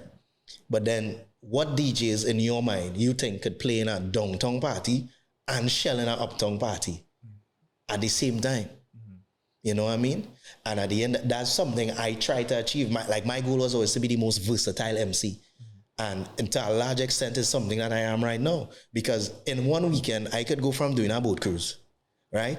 To doing some random club night somewhere, wherever, however far, it could be a Rima or ting, right?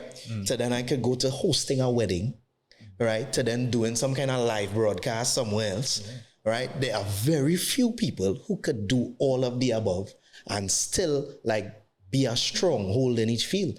Yes, I would agree that in some areas I would be stronger than others because you'll have men who's strong in dancehall but they're not strong in soca. Yeah. They wouldn't know R&B or they wouldn't know Afrobeat. You know what I mean? People have their strong pockets. But my thing was, I should be able to go in any demographic, any age, any point in time and stand up and stand out. Yeah. You know what I mean? Because you have the exposure. Yeah. So even if I ain't shell the most, you're not going to say, nah, he wasn't good. Yeah. You'll still say, yeah, boy, he still hold it out. Yeah. You know what I mean? Yeah. So as I say, even though I mightn't be, because I'll be honest, you'll have plenty men in a downtown and dancehall arena that would shell harder than me by far, right? Give you harder, the right arguments, everything you need. They'll speak the lingo. It's not that I can't do it, but as I say, I don't like to force things. I don't want to force what is naturally not me, all right? So I wouldn't be a heavy hitter in that sense, but it's not to say I can't go in that setting and hold my ground, all right? You know what I mean? I'll still hold my ground, all right? That's what I mean. Yeah. This might be a little heavy vibes, but like you always have to be like, you can't expect the energy of the crowd that you're not giving them, right? Right. So if you want the crowd to enjoy themselves, you too have to enjoy yourself. You too have to be happy. But making yourself like that all the time must have like some, because it's always up and down. Life is about balance, right? So how do you manage the down? Because you must be tired and you must be feeling off and thing because of how much you gotta give to the crowd. Yeah. How you deal with that? Like bad mind, boy. Just gotta push through. And that's the thing I tell people about entertainment in general. Because it's never about us. My job is to make people happy despite how I feel. My job is to make you enjoy yourself. You don't want me to come and say I'm not having a good day, but let me party. You go and throw you off. Like, what do you mean you're not having a good day? That's not the energy you come there for. Nobody wants to hear that. From the time I hold that mic and go on a stage, my job is to lighten the mood or make it better. You know what I mean? So there were times I could say openly, and my dad passed in 2016, December the 15th. And that same weekend, I had some kind of Island Crashers party. You know, we still had to coordinate the event. You know, still had to go and work the event. You know what I mean? Funeral planning's happening and, you know, still are things I had to coordinate and do. It's not easy. You just have to put yourself aside. I mean, it's sometimes a lot harder than others. Sometimes you just kind of cancel some gigs, but like I can't cancel doing my own party, you know? So I kind of have to push through. You have the support of the other guys too. Yeah, correct. But it is not, because we had times, dog. And like Johnny Gal, bacchanal, and I mean, you're tired, you're hungry, you're thinking, like, I really had to go on the stage for an hour. And yo, it had like literally had times I went events, blue man, like upset, like not talking to nobody, upset, dog. Just take your mic, drop it. You just have to drop transform. it. Yeah, sometimes it might take a little 2 minutes to get in the groove properly, but God, boy, it's pressure. If I can't even talk to somebody, I can't go on a stage and hype that. That's commendable. But there's a high in it, and that's the thing. The high in it for me is even since I was young, I like to be the clown that entertaining everybody, right? That's always me. I like to I sing and I dance and do some kind of strippiness, making people laugh. And being a host, being an MC and doing events in particular is one way to get a lot of people happy at the same time. You know what I mean? And the events in some extent kind of reminded me of architect, because I have to build this experience from scratch.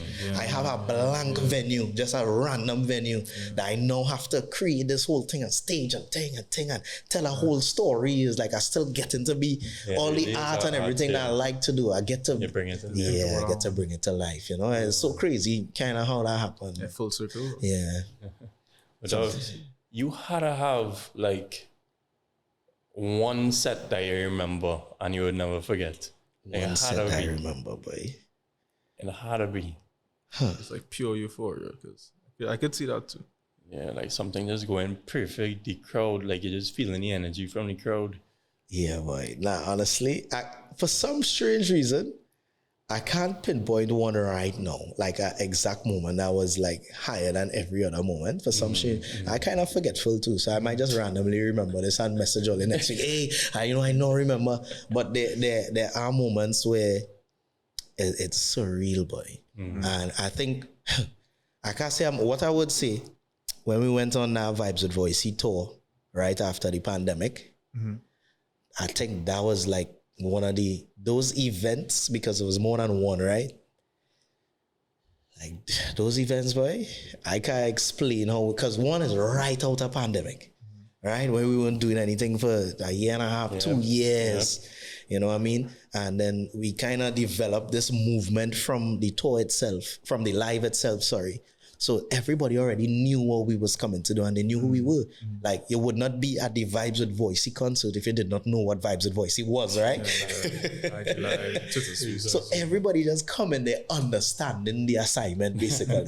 So it was just like we would run on stage, and the screams and the noise and it was a high. I could see how people could easily get addicted to things like this. And it's not to say we are rock stars or we are not like them, A-list celebrities and whatnot, but and just those little spheres and coming off a stage and people wanting pictures. You want a picture with me? Yeah, it's just so kind of surreal in a sense. It's crazy. But those stages, I would say, were some serious highs. And one of the Jumbeez where you made Voice jump off the truck. I think it was the first time you did it.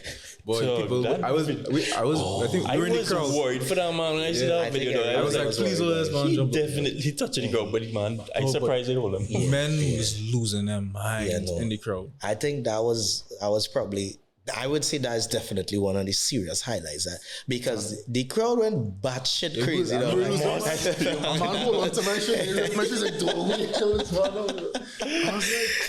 a madness. No, I can't remember how you reach on top of the truck. Like, he just reached. I don't even know. And then you got anyone to jump too. Well, yeah, you was drunk, tell me you want to jump, I got to make you jump. Yeah, more than likely. You see, the thing for them is like, because we have like Voice and Nadia and other people would play. Like we had Nyla and whatnot. We had Afrobia here. I think it's either, well, with the soca artists in particular, they're working whole season. And the thing is, I don't invite them to work.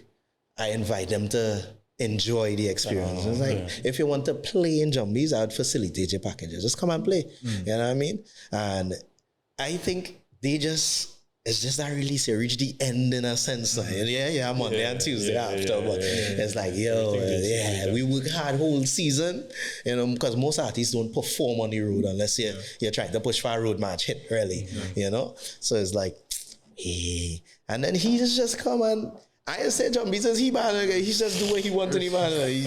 Every year he jumping off the truck, like just last year. What he jump off the truck last year for? I have no idea. Make sure you do it again this year. People say, no, he want to jump off the truck every year. I was like, no, this is not a planned thing. I actually have no idea how he's even reach on the truck. That's crazy. That was a moment. Yeah. Sure. I think the first year was because he had pandemonium, so he was actually performing. I think so. Yeah. Well, I could be wrong, but I think so. I think he jumped off the pandemonium. He jumped off the A song, though. I can't remember what song it was. But on that note, pandemonium is a banger. But I really love that song. That's a banger. Something about that song makes you lose your mind. Yeah, boy. But okay, well, so since we're on Jumbeez, how did that come about? So Jumbeez is a collaboration between the guys from Island Crashers and the guys that do Tailgate. Formerly known as Wild Goose. Right. We were all together at that time. We were all together in Yuma. We were all in Yuma together. And I think we were just thinking about Juve a year, and we were just kind of analyzing Juve bands. And it was like we all love Juve parties, but they don't really have a Juve band for like us. You know what I mean? So it's like, all right, why is that? So like, that's the first thing you have to do your research. It's like, all right, you kind of ask around. Well, Juve not really safe thing. Most people felt it was unsafe. And then the tradition of Juve itself, it wasn't really passed down to us that much, I would say, right? Like what actual Juve was for them when they dress up as characters and hit the street. Like our Juve is basically a party compared to that, right? When you're really thinking like that. So we realized we had to modify the concept of what Juve is for them. It can't just be in the street, walking in the street because your parents wouldn't let you go that. Yeah. Because Trinidad then and Trinidad now is two somewhat different, eras and times in terms of, just the general environment and, the crime and right. So we was like, how to make Juve feel safe to people? And that was the task we had. So we had it for like a year, and I think we kind of hold the idea and just to kind of make sense of it. And we was like, all right, well, maybe if we start somewhere, go on the road for a bit and end somewhere that's safe, people wouldn't feel as though, like parents and, the older siblings would feel a little more comfortable saying, yeah, they could go to this Juve. And we kind of curated the idea of starting in the stadium and then hitting the road and ending in the stadium. So that's how we had the 4 phases. And then it so happened that we were able, because the 2 bodies that are dominant within the soca drum would be Tribe and Yuma, right? Yeah. Brandon and some others were still a part of the Tribe family. And we were still Yuma at the time. And I am still Yuma as well. And then Tribe, they did it as well because I think Red Ants starts in the stadium. And so you have a few bands, like 3 or 4 bands that would start in the stadium as well. All right? Really? Yeah. Don't know what's assembled. Yeah. Right? So that would be the case. And the stage ended up being a part of it too, which became like the highlight of it, right? Yes. Because you cross the stage with you, that's crazy. Yeah, so So because of the implementation of the soca drum, that timing just happened to work out, boy. That timing just happened to work out.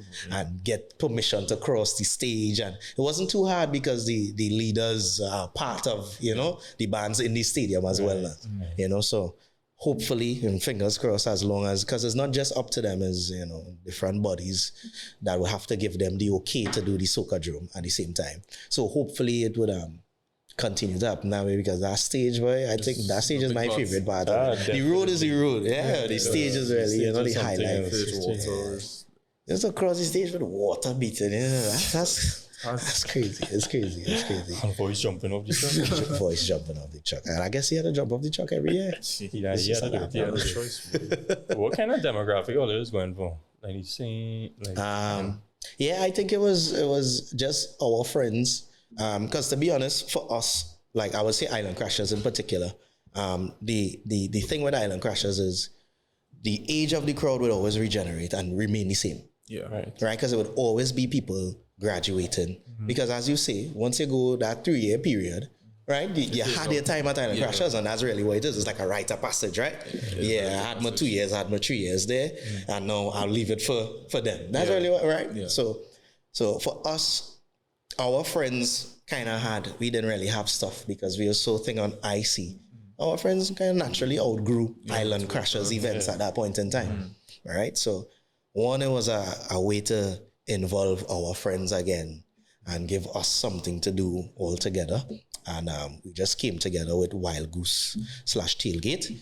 And we decided to bring this. We had nothing, like our generation had no Juve band that they were directly affiliated with. So it was like, we seen an opening. Again, business, you do a little risk assessment, a SWOT analysis, you do everything you need to do. And you go down the line, say, all right, it makes sense. Yeah. Let me do it. The first year was good. I don't think we fortunately, because of the 2 entities being strong brands independently coming together, it wasn't a bad thing. You know what I mean? And we didn't want to come in as Island Crashers and things. It was like, put that to the side. Although the first year, that's what we did. The first year, I think it was branded IC and Wild Goose presents Jumbeez. Yeah. And I think all this started this. What year we start this way? Did we go the first one? I don't think so. What year is this for us? Because I started in Jumbeez. I started in Jumbeez. So I started in Jumbeez too. It's probably 2018. 2018 was the first time. That could be it. That could be the first time. Brandon and Matthew is the numbers people. They remember that. I'd have to ask them. But you all had a real good brand buy-in too. Cause I was because when we first started considering Juve, we were like, well, they had this band, by no means get stabbed this, so why not go in there? And then Jumbeez was really the only opposite of that. I remember that conversation. So old people though. And that's the thing, because it's either you go and play, because we used to do Juve, like Kai would have, like my family would also do like Dirty Dozen Juve, right? Right, and then Kai's family had another Juve that they would have done or be a part of in a sense. Right? So it's like, you're going with your mother and your father and your uncle, and you're just kind of tagging along. But it's not like you enjoying Juve with your friends. You can on a wall stab it or something, and your pops watching it, yes. So it was to just create that environment for us. And it worked out. As we say, the timing was good, and the strengths of the brands is kind of what made that. It validated the experience. Wild Goose already had their stuff, we already had our stuff, we bring it together, boom, it just happened. My mom was worried about me not making it home, and I was like, is he icy, man? And she's like, oh, okay. You're good. No, well, that's good. Take care of Tobago. I'm happy to hear that. I'm happy to hear that. That was a selling point, though. She's like, cool, you didn't die in Tobago, so you should be fine. Name her weight. That's the thing. So we always try to make sure we always put out more.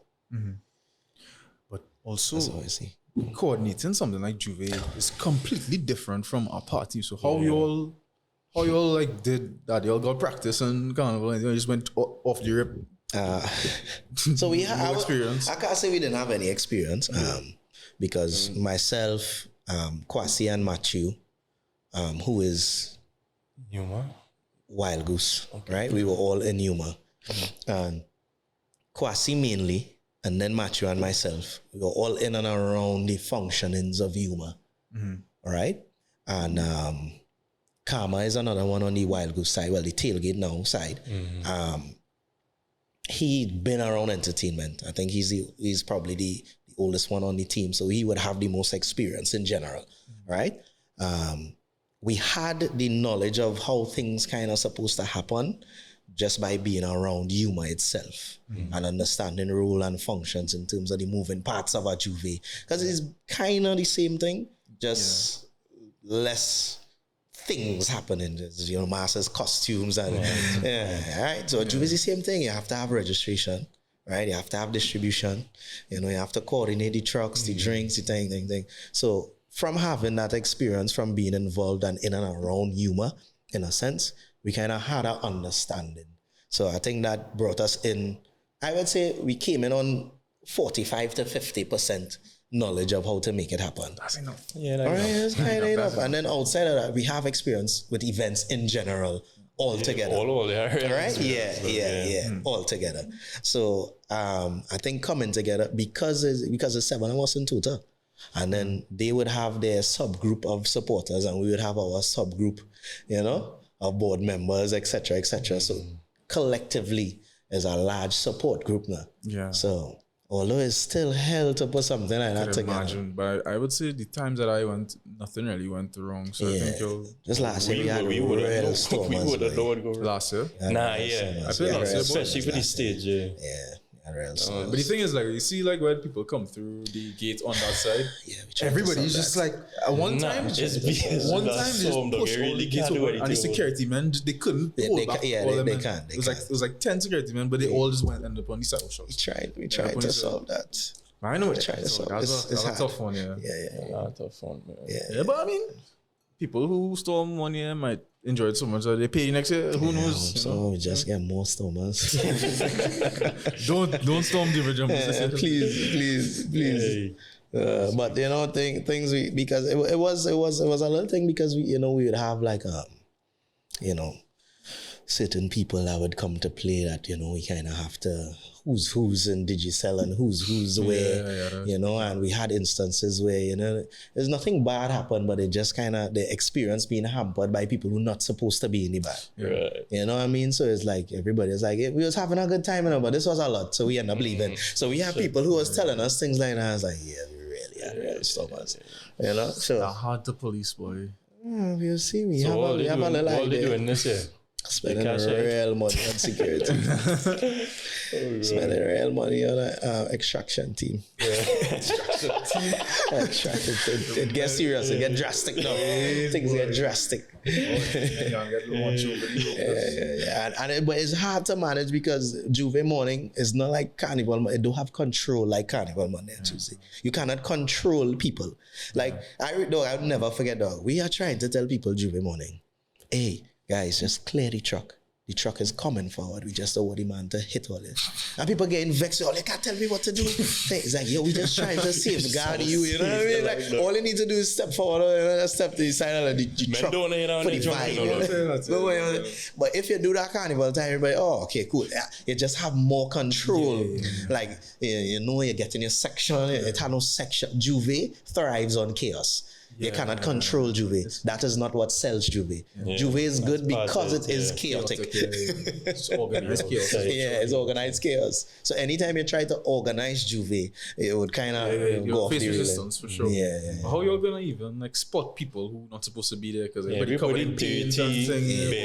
And it's a dense crowd. You know, everybody in the front of the band. So your car security could barely squeeze through to get to people. That's the thing. They would have to try, but the extraction, the very large extraction team that we have in place. They line up by that gate. Some monsters. We have some serious lines of extraction taking place. So excited to hopefully see that'll help me see. Unfortunately, we don't have a rowdy crowd. You know what I mean? People just really come to have a good time. And that's really it's a nice crowd. And it is a nice crowd. This year in particular, we have way more foreigners this year. You know what I mean? I think it's a go too. I mean, it's the most like you're marketed well too. And then that's also the band people recommend to whoever. But we are the first band that market Juve like we would market a party. Juve bands don't usually promote their bands the way we do it. You know, like promo videos and this and most band Juve is a niche thing. You know your crowd. You just send out. You have a certain graphics and whatnot. You just put the information. To me, like I see Juve bands starting to do that now. Well, friends with copying. I won't say they're copying, but they realize it. Well, there is a transition in it now. You know what I mean? So, everybody kind of. I don't want to say. Well, I can say that. But I would say we have created a hybrid version of what Juve is, because what we do is probably the furthest from traditional.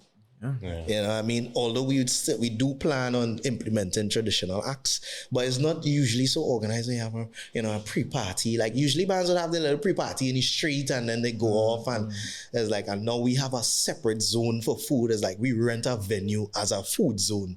You know what I mean? Nobody do no ladders, give you a little box or a little thing. So we curate it. It's an event. It's basically a large event we put it on the road. You know, so it's like mass. So you have an independent food zone.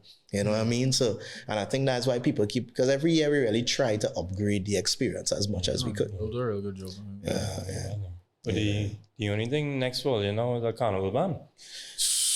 You see that stress? You accustomed to that stress now, man. That's a different kind of stress. The design costume. That one different, boy. I mean, like I see it firsthand. Like it have no stop as soon as Carnival is done. They just start on the next year one time. Before? Yeah. You know what I mean? 2-3 months before they started. Yeah, crazy. It's crazy. And well, Val days the production that Val would put on is, you know what I mean? Oh God, I don't know how they do that. That's crazy. I plenty moving fast. Yeah. I mean, they have this new one that now came up. So I mean, if they do a good job, man could keep an eye on it. Yeah, facts. We'll get people. Yeah. Nah, that's crazy. Spirit you referring to? Yeah, Spirit. Yeah. I think Spirit would be nice on your own. I just like the fact that I think competition is always a good thing. And for a long time, in terms of the sphere of things, the human, the tribe, and the brands under tribe. But I believe Spirit coming on board as well. And we do have a lot of other bands, you know what I mean? Like Paparazzi, I say, but this year, the kind of energy I see Paparazzi throwing in, and like everybody just kind of, and I think just like it did with us, like those competition would breed success to the people who stand on it properly. You know what I mean? It is a way for people to develop. It makes you, you have to stop and think, yo, everybody up in the game. I have to do more to make my brand better. So it increases the value of everything now. And just make sure the price continues to stay down. That's it. Tiny pressure there. And that's the problem we face into that people don't see it. You know, food prices going up. Alcohol prices going up. Right? Production prices in general going up. Cost of labor is going up. Like, how could we cannot give all it 2018 prices in 2023, 2024? People still spending money, you know. You know what I mean? They will complain, but they're spending our money. They will spend the money on the things they're sure about spending the money on. And that's the hard part. Why ticket prices keep going up? Because our production cost is going up. You know what I mean? Like, it have to go up one way with the other. Yeah. It goes hand in hand. But I find this, I don't know if it's just my age group or just the little circle I in, but I find a lot of people not playing this, I think so too. I think a lot of people. It's off the back of last year because of all the problems that they're having. I don't think it will be because of that. I don't know, boy. What do you think it might be? I genuinely I was studying the crime. I was studying. The crime might play a part, but I don't know if it'll stop men from. I think crime is a huge part. Because crime is always an issue. Numbers always high. I know, but like, that's so sad to say. I feel men. That's such a sad thing to say. Yeah, maybe it was because like, you know, come off of COVID. Yeah. Then expectations for this carnival was real high. Maybe it was under people's expectations, so they say, "No, I'll give it a break this year." Yeah. But I feel next year going to be real. Yeah, I think next year might be because last year did have a lot of kinks in terms of like supply chain. Everybody knows from my mark out for the first time. Yeah, too, but I mean, so there's no. I could also sympathize with the bands because all the men get through a curveball. People just try to produce something, you know, at the 99th hour in a sense. Yeah, and I know people like going back to Spirit. I know people who say they want to give Spirit 1 year to see how it is, and then next year they're gonna play and things. So I just think it's like I have plenty friends from abroad who not coming again because of the crime situation. So just as a nation, we plaster crime on the front page of everything, which is our problem. Like you go on the front page, you go on any article, you click any link. The first thing you go and see is who died, how much people died. It's like in places like Barbados, who the government kind of restrict that from happening. You're not supposed to promote crime on your front page. That's not supposed to be the first thing people see when they click your country. That's really that is true. double homicide. I didn't think about that. Yeah. Wait, I have a good question for you, boy. Oh yeah, no, okay. You gonna ask So, what is your opinion on like that whole discourse of like music contributing to like the rise in crime? The rise in crime? Yeah, like the TriniBad and thing. I think is a strange situation, right? Because people sing about what they experience, and to be quite honest, in a lot of the areas, dancehall music is about the hard times, the grime of it, and that's how you connect with people. I love dancehall, right? It's just the truth. If you go from Jamaica, come right back down, you're connecting with the streets. Dancehall is a genre of the streets. Right? The people real, raw, and direct. That's what dancehall music is. So it's a lifestyle. So I would say to an extent, people do interpret music in a real life sense. So it could activate something in your head to make you feel that this is a normal thing to do, is something that you should do. I don't see anything completely wrong with it. All of we just party today, dog. We love a good gunman song, and you know what I mean. You think you really enjoy yourself. And, correct. So at the end of the day, a lot of it is not really on the artists; it's on the people themselves too. Now, what I would say is on the artists is the fact that you don't have to have one type. You could be versatile. Not everything have to be gunman lyrics. You could talk about hard times, but without killing men, you know what I mean? And I think we kind of have to understand your surroundings and the environment.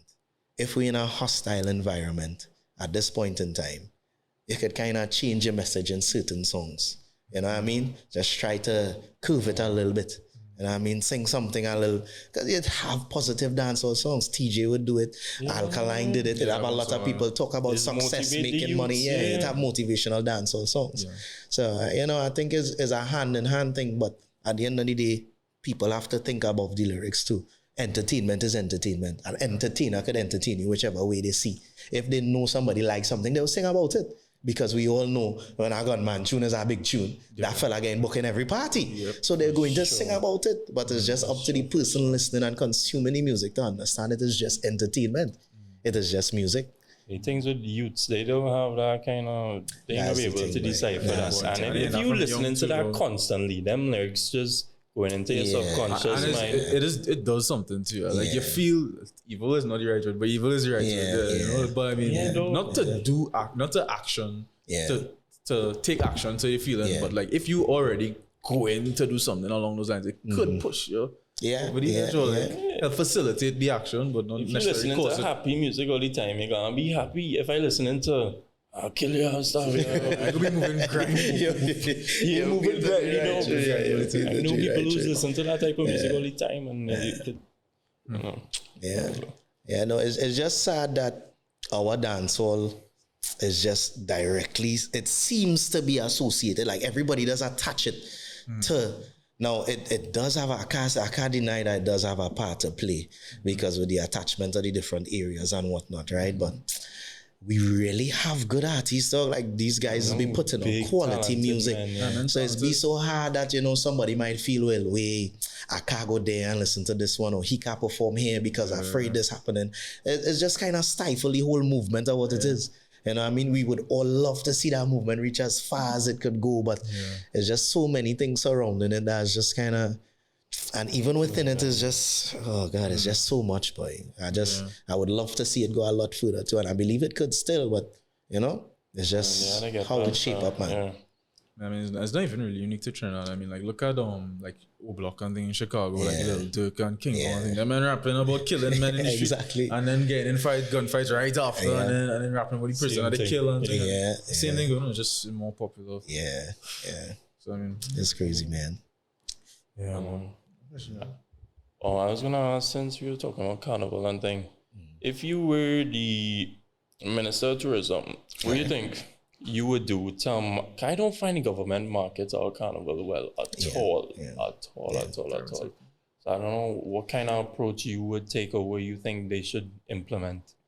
I just think that I don't know, but I actually think about this often, right? And it would often come up in conversations I would have with people locally and abroad at the same time. My example that I draw is Barbados tourism. You see Barbados in every carnival. They have a presence at almost every carnival across the board, especially in Trinidad. They have activations and fetes in Trinidad. They have radio ads that would run in Trinidad. They have Trinbagonian brand ambassadors once they're in that, you know what I mean? That represent, Barbados tourism. And it was just people that they would get to spread the word about their carnival and just to keep it top of mind, right? As my business partner, Brandon, would say, like when you in England or wherever, and you could see ads running about like Carnival in Barbados and in different countries where there's no Carnival, you would see ads about whatever is that time period that is tourist oriented for them. And then it just kind of draw me back to the fact that, our main focus is not tourism, right? Although I think people shy away from acknowledging the fact that one of the biggest, I would say, increases in our GDP comes from Carnival. And if anybody disagrees with that, they're a little insane. A lot of people from the top of the chain to the bottom of the chain receives a large influx, of income because of Carnival, from the man who does sell water and food on the road, straight up to the owners of whoever venue and whoever invests in. Right? So I think across the board, the amount of things that honestly, I think we could do a much better job. I think we should do a much better job. I think we should put more emphasis into Carnival and the structure and everything in and around it. There are a lot of things that, just me and myself would kind of sit and analyze about Carnival that just, don't really make too much sense. But, I mean, there's plenty politics and everything. And everything is not that it's not as easy as 1, 2, 3. Yeah, never. But I genuinely wish, boy, Grenada is doing a way better job at promoting and highlighting their carnival. Barbados always did it. Jamaica, oh God, Jamaica don't stick with tourism and marketing and anything like that. You know what I mean? But I just see it as, with carnival is natural thing and oil and this and, tourism. Just let it flow. Yeah. Upsetting. I know somebody from Trinidad playing Jamaican Carnival and not coming over. Yeah. And the problem is for foreigners, it is cheaper to go to Jamaica than it is to come to Trinidad. Yeah, Jamaica one cheap. Because Jamaica right there from Miami. Their Carnival cheaper too. True. All right? So they have more accommodation into they are the tourist destination number one. You know what I mean? Like they don't play with that. They don't. Yeah. So Jamaica already have the big name in terms of the place in the Caribbean. If anybody asks a random person name somewhere in the Caribbean, the first place I will say is Jamaica. And I just only place they know too. Jamaica's heavy too. Yeah. And what about the carnivals in like Miami and like Notting and then you've been to those? Yeah, how are those? Those are nice, but it's very different from ours. Each carnival is very different. Like Notting Hill and thing, but it's like third generation Caribbean people. Third to first. Yeah. You know what I mean? So it's people who live there, but your uncle and your father and your moms was from Trinidad. Right. So you still have your Trini roots because you come here once or twice. You maybe live here for a year. So, and the thing with those carnivals is because they are withdrawn from it. Remember, we drowning in soca here. We drowning in Trinidad here. So we don't miss it. You just appreciate something when you do have it. Yeah. So when they get a taste of it, or they live abroad and they used to live here but live abroad now, when they go to Soca Fed, they bacchanal because they don't get it. Yeah. So the carnivals there is just be such an energy, boy. And you see all the flags and the different countries and you have roots here and you have roots there. It's be crazy, boy. It's really interesting to see, boy. It's so beautiful to see. I guess people because they have Soca in Japan now. Right? Japan has a little carnival thing going on now that's growing. That's so crazy. Right? To think about that. They're adapting our culture and things like that. So, right? The culture and the ambience of our carnival is being exported in many areas. Jamaica saw the benefit of that when Jamaica has been doing their carnival years now.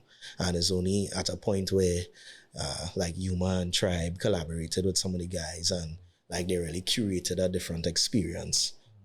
Not saying that they did not have quality experiences before that, but I just saying that those are the reasons why like I would have ended up going to Jamaica to play because of the involvement of key players around Trinidad in it, right?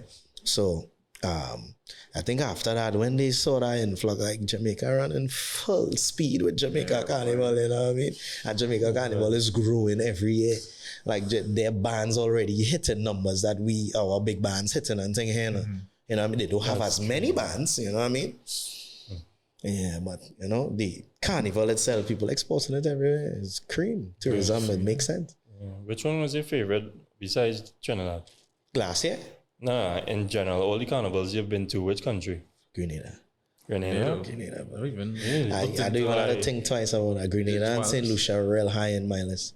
Why? How come, yeah? All right, so Grenada is the land of the jab, right? when you're talking real Juve, Grenada never lose it. Grenada is Juve, right?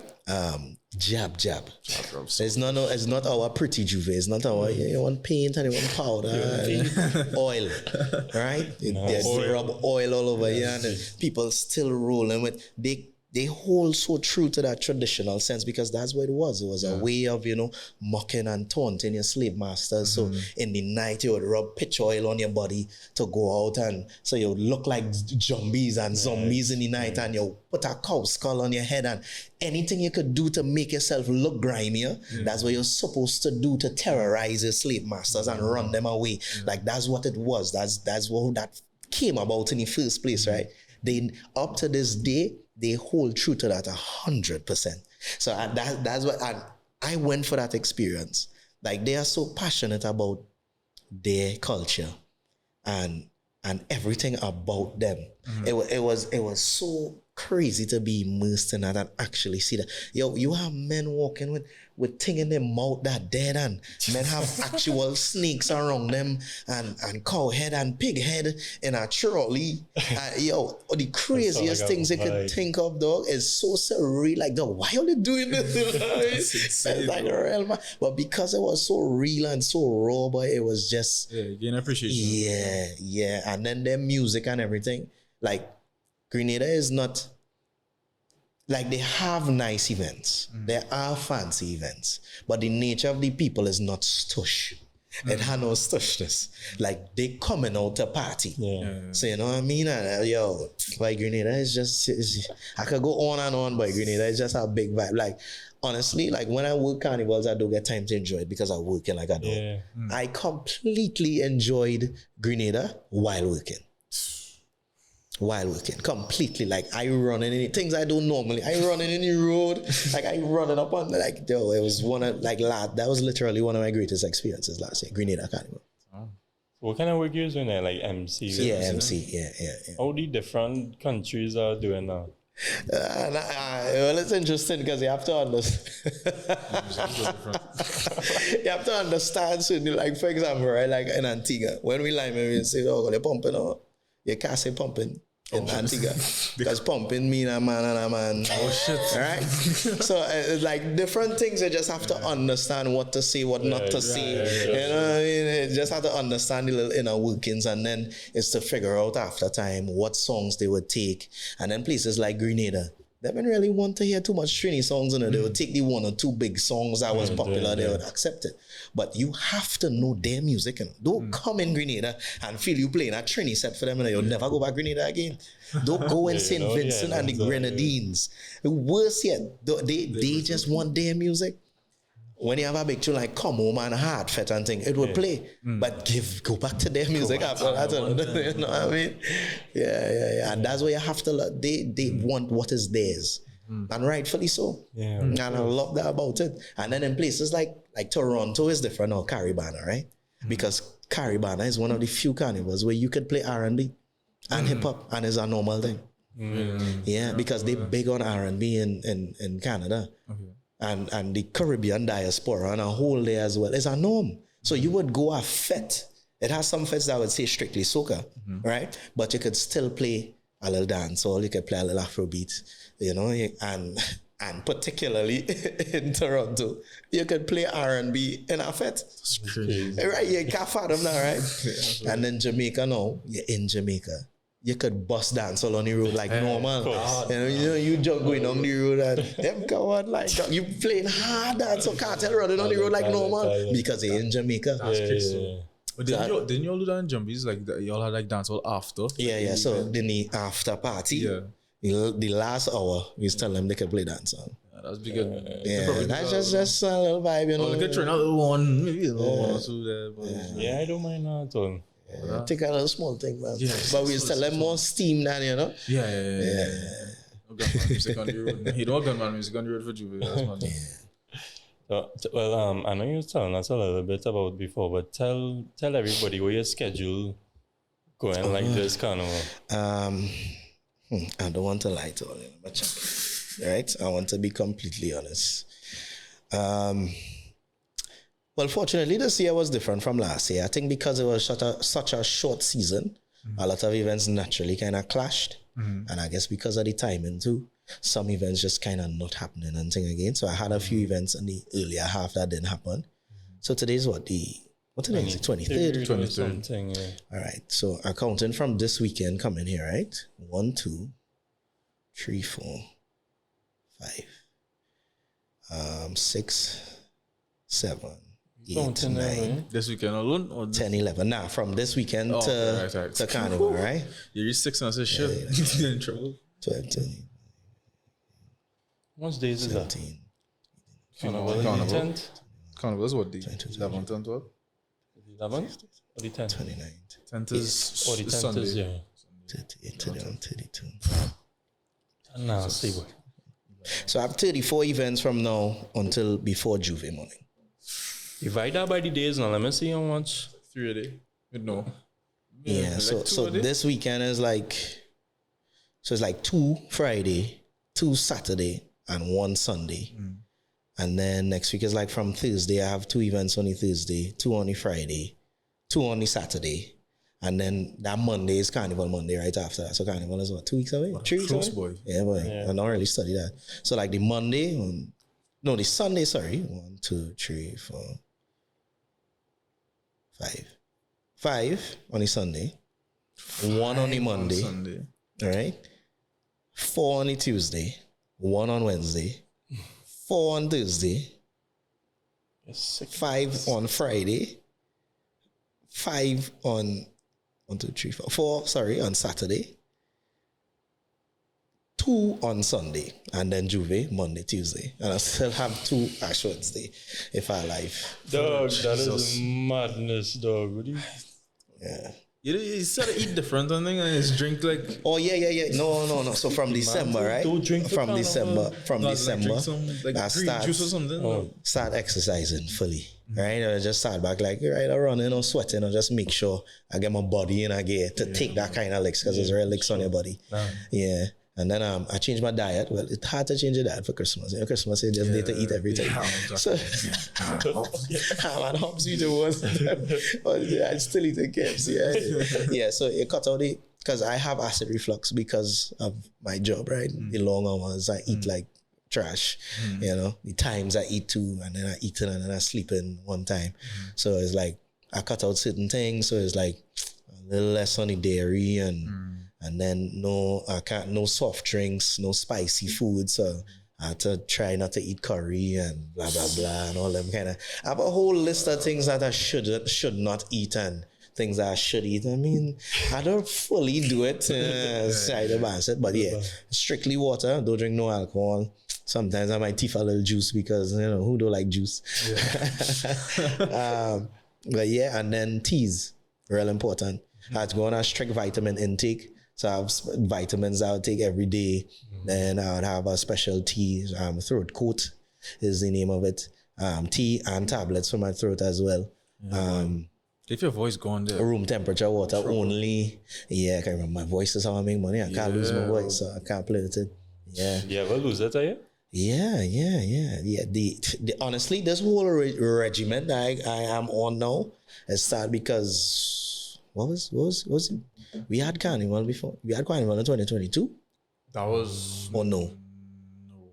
What was the Carnival before that? That was probably one before the pandemic. Right. Yeah, the one right before the pandemic. Yo, my throat was bust up like dog. My throat bust up to the point where I be spitting blood and things sometimes. It's be bad. Yeah, I can imagine. There's real pressure on your throat and your muscles and everything surrounding your voice.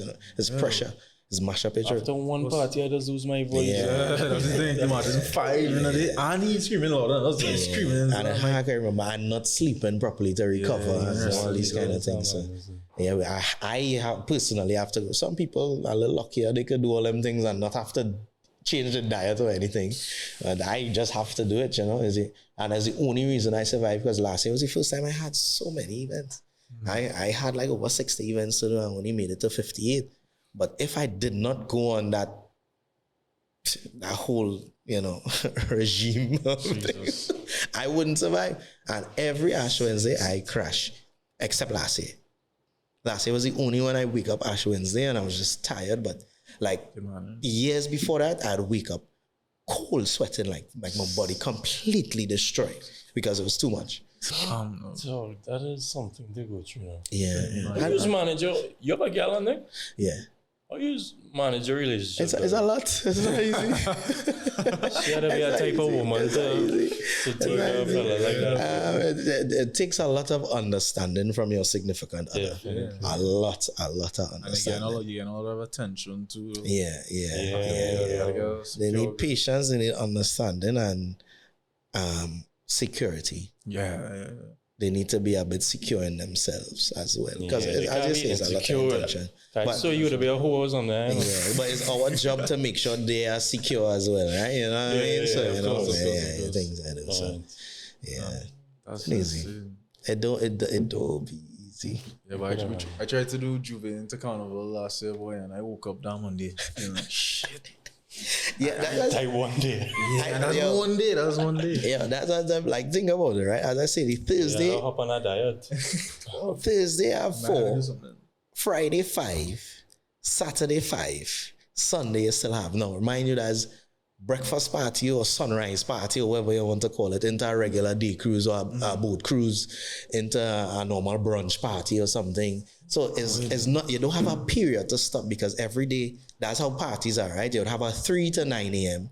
You'll probably have something that's starting in the middle of the day somewhere. So the middle of the day is 9 to, like say 9 a.m. to 5, 6 maybe.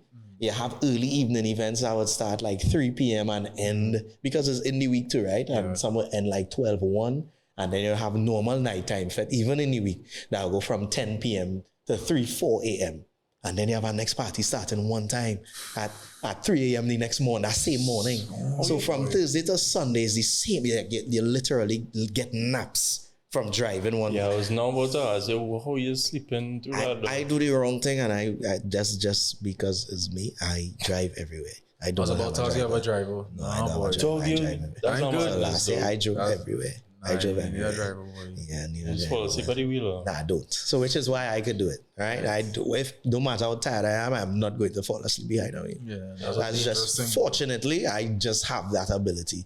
I'm a thing, you know, not on wood with that, but you know what I mean. I just, and most times I would be with somebody in any which case, you know. So that's bro. I feel It's tired thinking about that schedule. it's literally being zombie mode, and special lozenges and thing too. Yeah, I like my honey does help a little bit. But yeah, lime, honey, ginger. Yeah, that's real good.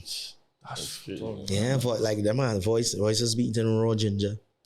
Raw, like biting raw ginger. All right, I can't do that shit. That's like that. Yeah, that's put it in some kind of tea for me. Though. I ain't drinking no raw ginger. Yeah, it's crazy. Yeah, like what? So Ding Dong last year, Ding Dong had over 100 events to do.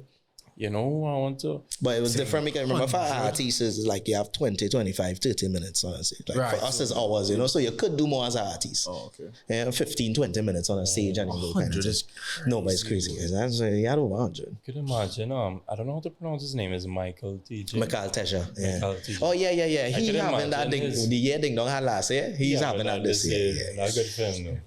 Yeah. Nah, yeah, he's excellent, man. Having a monster season right now. Yeah. I love that film. Deserve that. Yeah. But the people just wouldn't know that, dog. It don't be easy. Yeah, you don't really think about it though. Yeah, and then in times, remember, I still had to prep for Juve. I still, Yeah, and then I coordinated Wednesday night mass for Travis as well. You know what I mean? So it's still had things. And then you still have your regular business. If, let me say, somebody have a regular job or a regular business as an MC, they still have all. And then who have it? Fortunately for me, I don't have any kids or anything like that. I have to attend. You know what I mean? Like, Yeah, that's but a you have whole a next girl, thing, though. boy, that blows I my have a mind girl. still. But if you have a child, you have no, like, Yeah, like a girl can be, but no girl ain't going to be understanding when you have a, like, you have to have a gem of a woman. or like a huge support system. Yeah. To really say, yeah, you do what you have to do, we would hold it down. That's crazy. That's insane. Yeah. But I mean, you have so much going on. Like, what more could you do? Like, what is your plan? Honestly, I want to gravitate more towards events, right? We have been doing events abroad as well. We did one in Barbados last year. We've done Miami a couple of times before. We've done 1 or 2 stuff in New York as well. Was this icy? IC, yeah, we did IC Miami for a couple of years back, and then we kind of stopped. We did IC and Josh J. Static is his brand. They have something called Imagine Weekend in Barbados. We did an event with them, Neon Blocko, right in November last year, 2023. So we do intend, and I guess with the Vibes with Voicey team and more guys, we do intend on doing more events outside. Because the US dollar to, $1 is a different kind of coin, you know what I mean? So yeah, once we have the opportunity to do it, we would continue to branch out and do more things like that. But it's more stable with events. It's like I could sit here and plan an event. It might take months to plan it. I might just need 1 or 2 site visits, even if I have to travel to do it. And I could do it. But, like literally last year, almost every weekend I was not in the country. Almost, you know what I mean? It's like that much flying now because it's St. Lucia Carnival to Jamaica Carnival to this Carnival to that Carnival thing, and especially when you're in a relationship, or like more so even my other partners who have full-on families. It don't be easy when you're not there so much. It's like you're missing birthdays, you're missing milestones, you're just missing so much. Like crazy life. That's why I'm glad we had this platform so people can hear these stories. You ain't gonna be able to hear that. Yeah, people also sympathize with you and people giving all this shit. Like a little 5 minutes later, the thing like, oh, this man 45th event, give him a little break. Oh, God. Yeah, that's funny. Oh, God, don't be easy, man. I just have people who want to stop and taking pictures here. And I can just have stop and take the pics. Like, cool. You know, you late. And in your mind, you really want to be like, I cannot do this now. I need to leave. But then you're not showing people, oh, he feeling better than people. You know what I mean? Smile, take pics. Yeah, people don't understand the struggle. Yeah. I was very, like when we were doing Turn It Up Loud, setting up for Turn It Up. Is Turn It Up Loud? Was it Turn It Up Loud? Or was it the Parang, boy? One of the events, boy, it was either, we did Soca Parang Bloco, right? Okay. And it's either Soca Parang Bloco or Turn It Up Loud. One of the events I was setting up for, and I feel like it was Parang. We had to switch the venue 3 hours before the party. So why? Bruh, so you had to pay for 2 venues? Yeah. What happened there? So one of the main venue that we had, they had an issue with the license that they did not tell us. So we weren't aware. We don't play with them license things, right? Yeah. We weren't aware. And it's on the day a police officer came for another reason, like one of the, I think he was an inspector or a sergeant. I think he was a sergeant, something. So he came and he was like, man, where's this big setup here? I know this venue don't have no thing. So because he came there for something else, he ended up seeing all the commotion taking place. And he kind of put some questions into it and stick me to the board with it. So we try every call we could make straight up the ladder, we try. And 4 hours before the event, so it was like, nah, it can't happen. I had to switch venues. So as a promoter, that's the worst thing. We kind of worked it out with the venue after. So as a promoter, it's the worst thing you could hit. You know, it's 4 hours to change a venue. That's crazy. After you fully set up a venue. That's crazy. Fully set up, got a venue fully set up since the day before. You know what I mean? It's just the sponsors coming in and putting up their stuff now. I was like, yo, how we doing this, man?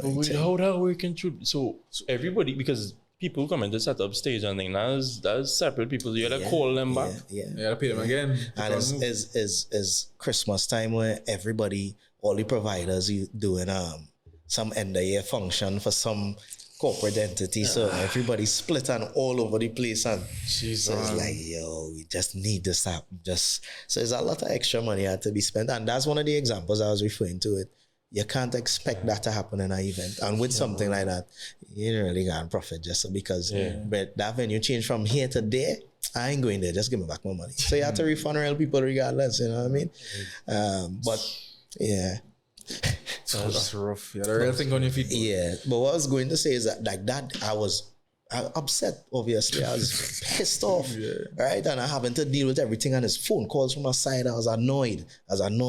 And somebody running me down to take pictures, right? And even so they were just so right, they came. There's like, they wait? So somebody stopped them like on the earlier half. It's like he busy handling something. Yeah. They stick around for like an hour, boy. So I stop. I take the picture, right? Thing. So and there's 3 of them. And another person was like,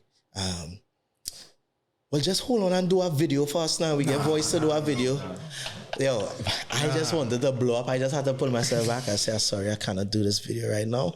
I have a lot going on. But voice, stop and do the video with me. Why you just can't stop and do a video? I was like, I said, sorry, ma'am, I just cannot stop to do a video right now. I'm dealing with plenty. I apologize. I can't. Maybe another time thing. And I just had to walk on. Yeah. Tripping off and to me, I don't know if she would have understood at that point in time he really doing something. You know what I mean? Dog, that's crazy. Yeah.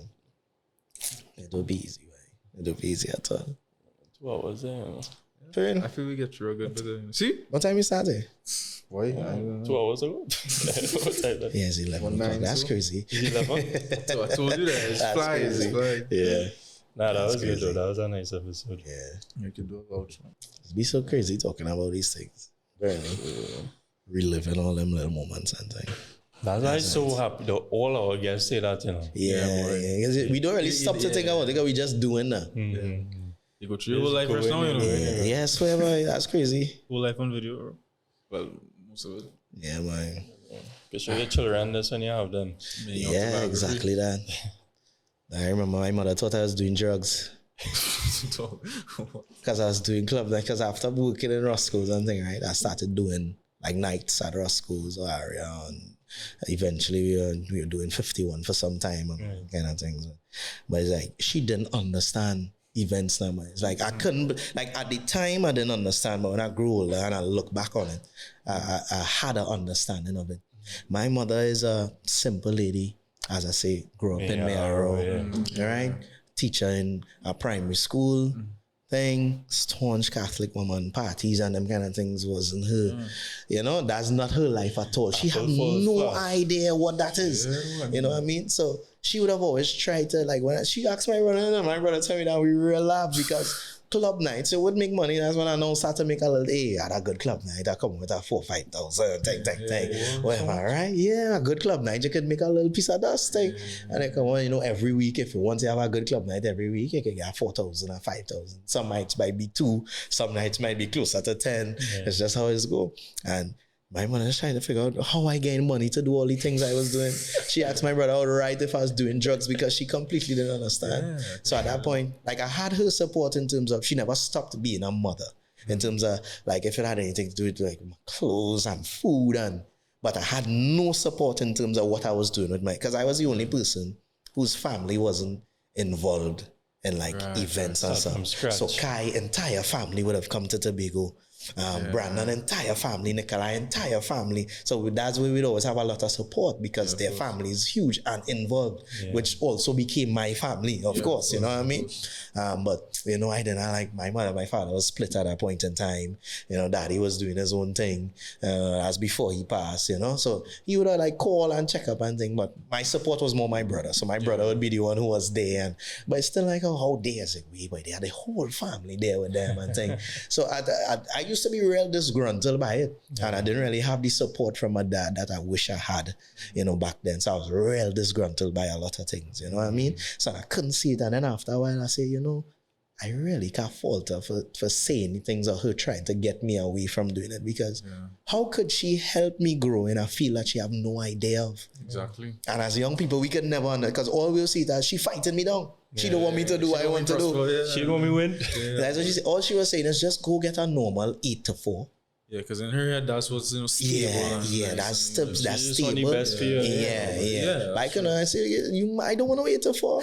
And because of how bad she wanted me to do a 8 to 4, I vowed never to work at 8 to 4. I never worked at 8 to 4 in my life. What she think about your success now? She's honestly kind of she at the beginning it was hard for her to believe because I just remember it was a time where she would see the events and then she would have saw me because I hosted things like Soca Monarch on live TV and whatnot. And like I would have done like ads for Digicel and White Oak and different people that she would have seen on TV. So we would have family members, hey, look, I see Jared on TV, thing. So, you know, those kind of things she would kind of be proud of. And then she would see that things was happening and I could pay for this and I didn't need her for this. And if she needed something, I could help with this.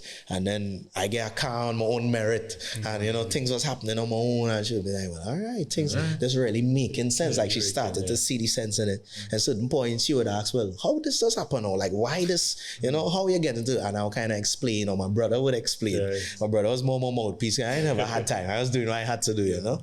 And then, especially with the traveling, and it's like, and then now I would hear her on the phone, it's like, yeah, he don't come from so, and he had to go so, and he never hold me traveling all it. And then, you know, because different things happen, because there was a time I had to host something for the government where it was me sitting down having a conversation with the Honorable Dr. Keith Rowley. You know what I mean? And so it's like to see that, you know, somebody was giving her trouble however long.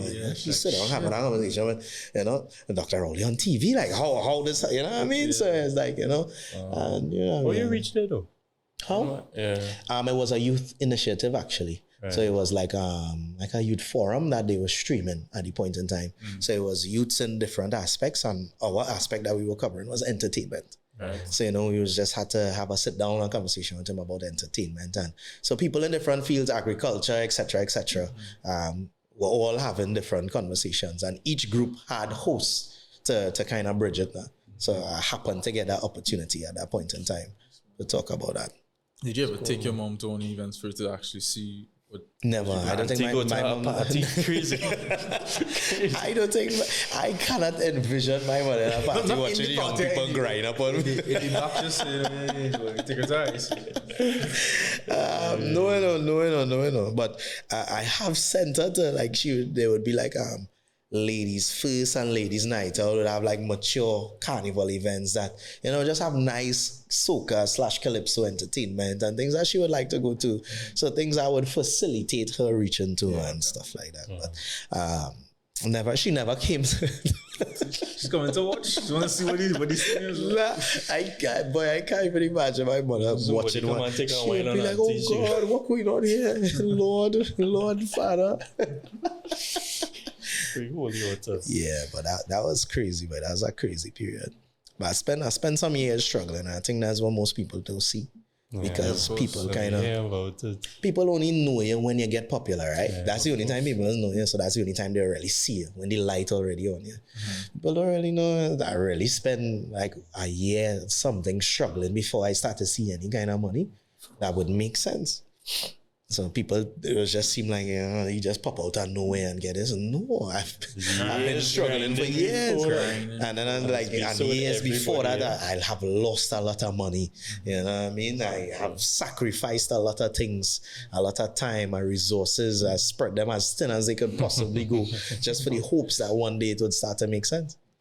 Look at you now, bro. Yeah, I guess so, right? So let's don't give up. Just keep on keeping on. Don't give up, keep grinding. I want to ask you one last question. You know, people always say, what would you tell your younger self? Yeah. I want to know what your younger self would tell you right now, seeing this person in front of them.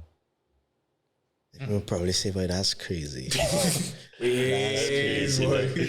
I can't believe that actually happened. Yeah. You know, because to me, I never really had, like, I would plan, but I'd never had a vision of where it would go because I never expected to be in any of this. You know what I mean? It's like it's not to say when I was small, I was like, I want to be an MC and I would plan. It's like everything just kind of happened by chance. So it's like I reach one point and, hey, try this door open. And I just be like, walk by faith. All right, well, let me just try it just for trying its sake because that's naturally me. I am one of the people who would jump off a cliff and build my wings going down. I don't know if I can fly or not, but if I can't, I would find a way to fly. That's me now, boy. Like, I don't care. I am going to fly somehow. So I would just run in. That put me into plenty trouble. I bounced my head plenty with that, you know. That's why I have failed a lot because I was never afraid to jump. I jump without looking. Times too. I fly plenty, but I land flat on my face a lot of times. You know? But yeah, I never wilted or wavered at any point in time, and I just kind of kept going. Like, to be honest, thinking about it, you have no idea why I just keep going. To be real, I'm trying to think about what was my motive. I don't know. I think it's really just bad mind, and I just I was so upset I failed. Like, I just had to win to prove. You know what I mean? Like, I could win at this. I feel that might really be the only thing, because I can't think about anything else. That's crazy. It is crazy. Yeah, it is crazy though. And then now I hear that's real crazy. Yeah, you're the same person too, though. You just like. Nothing changed. Yeah, same stupid person. Straight, you know. As people always say, how come? That's one thing. That's one compliment that I take, because I don't really take on how people tell me that much. So the fact that, you know, especially people who know me, I always say, you know, it's always somebody who never really changed with how I'd react to people and them kind of things, is because I just think it's kind of how I grew up to it. I grew up around people who ain't afraid to tell you when you're doing shit and to pull you back down to it now. And I think naturally how I grew up with my dad was the real Major Penny, by the way. He was actually a major in the army. But he was really, he was that guy. He was a people's person, but always down to it. And he would always teach us, you know what I mean? Whether you should be able to talk to a janitor, to a business executive, and have a conversation with both of them. You know what I mean? And hold a conversation in any room, no matter who you're speaking to. You know, and I think that was something that unconsciously or subconsciously stuck with me. You know what I mean? And that's always I treat everybody the same way. It doesn't matter. You know, I don't believe in somebody should be above anybody. I believe, you know what I mean? At the end of the day, we all people, dog. We could all bleed if we get cut, and then we all go in the same place when we die. You know what I mean? So I don't believe in treating it. I think that's probably the only thing that kind of kept me grounded over the period of time. Although I've seen instances where this could really make you get carried away. Yeah, that's what I'm saying. That's why it's commendable that you say like it could go to your head really easy. And I see why it would happen to a lot of people, but my goal is to ensure that doesn't happen to me. I don't think it's necessary, you know what I mean? But I mean, there are levels to the thing. As I say, this is just one level, which is just here. And that's why I think it always have somebody bigger. And you know what I mean? So to me, it's still like, yes, I reached this point, and yes, I am appreciative of all the accolades and all my achievements and everything. I'll never deny that or downplay that in any extent. But I have so much people doing bigger things. And, you know what I mean? It's like, yeah, I'm grateful to reach here, but all right, nice. I could do more. You know what I mean? Yeah. I never really spoke about that before. That's very strange to think about. Love that. Yeah. Great content. Great content. All right. Well, you good to wrap up? Yeah. Cool. Enjoyed that episode a lot. Yeah. That was a good one. I mean, I was going to say you're good on the mic, but well. Thanks, Ron. Hey, thanks, man. Not like I get paid to speak. That's my job. All right, so okay, guys, that brings us to the end of episode 12 of the Odyssey podcast. Today we had the pleasure of sitting down with Major Penny. Mm-hmm. This was a very charismatic, a very high energy podcast. You know, he brought the Emcee energy to us today. We would like to say that we're really appreciative of you coming on. Amen. Listen. This is a long time coming, but in secret, you didn't know. Yeah, I didn't know, apparently. But yeah, we definitely really appreciate you coming on. You know, it's Carnival season, you're real busy, and, you know. Yeah, I definitely appreciate being here. Sorry, I'm horrible at seeing messages and reading my phone. Just to say I'm that way across the board, and that is a problem everybody would have with me from management. I mean, it shouldn't be something to brag about, but it's just a fact. I'm a little bit. I try and I'm working towards it. You're busy doing busy, I understand. Yeah, but you know, I genuinely appreciate being here. I appreciate what you're all doing at the same time. Because even as I was saying, a lot of the things I spoke about tonight, a lot of things I never really had time to touch and say and kind of think about in retrospect. You know what I mean? Just kind of throwback things like that. So, and I really get the energy that this is something that is not about you all, you know? You're already trying to extract information and knowledge from people so everybody else could benefit from it at the same time. So I think what you're all doing is of extreme importance. And I appreciate you all actually taking the time and putting the emphasis into doing something like this and with the quality that you're doing it with. So I hope you all continue doing things like this. And from what I've seen and from what I've experienced as well, I know you all have some great things to do with this, boy. Thanks, right? man. So all your blessings for having me. Thanks for coming again. Man. And one more time, we just like to say thank you for everybody for watching. Please, if you enjoyed the episode, like, subscribe, comment, share the clips on Instagram. You could follow us on the Odyssey podcast on Instagram. Subscribe to us on YouTube. We also post the podcast on Spotify and Apple Music. Also, make sure to follow Major Penny on Instagram, Twitter. I don't know where else. You have a TikTok boy on TikTok. You say Twitter or you say X? X. You still say Twitter? I don't think anybody will say X. I'm not on Twitter, so I don't know. Oh, Lord, you know. I really doubt, but it's too much. I still say Twitter. Yeah, Twitter, Instagram. Yeah. I mean, I don't really use Facebook now, man. People still use Facebook. Yeah, my mom's. TikTok is the same thing. Yeah, Instagram, Twitter, TikTok. Yeah, I get locked out on my Snapchat. I forget my Snapchat is an old boy. Oh God, yeah, I forget my Snapchat. Yeah. That was years now, and I just never. I was like, But yeah, though, we're extremely grateful for all of you who continue to support us, and we will do our best to keep it coming and keep improving and bring on more interesting people for you guys we can learn from and better yourselves. Yeah. So thank Thanks you. for the support, guys. Thanks for Love. the support.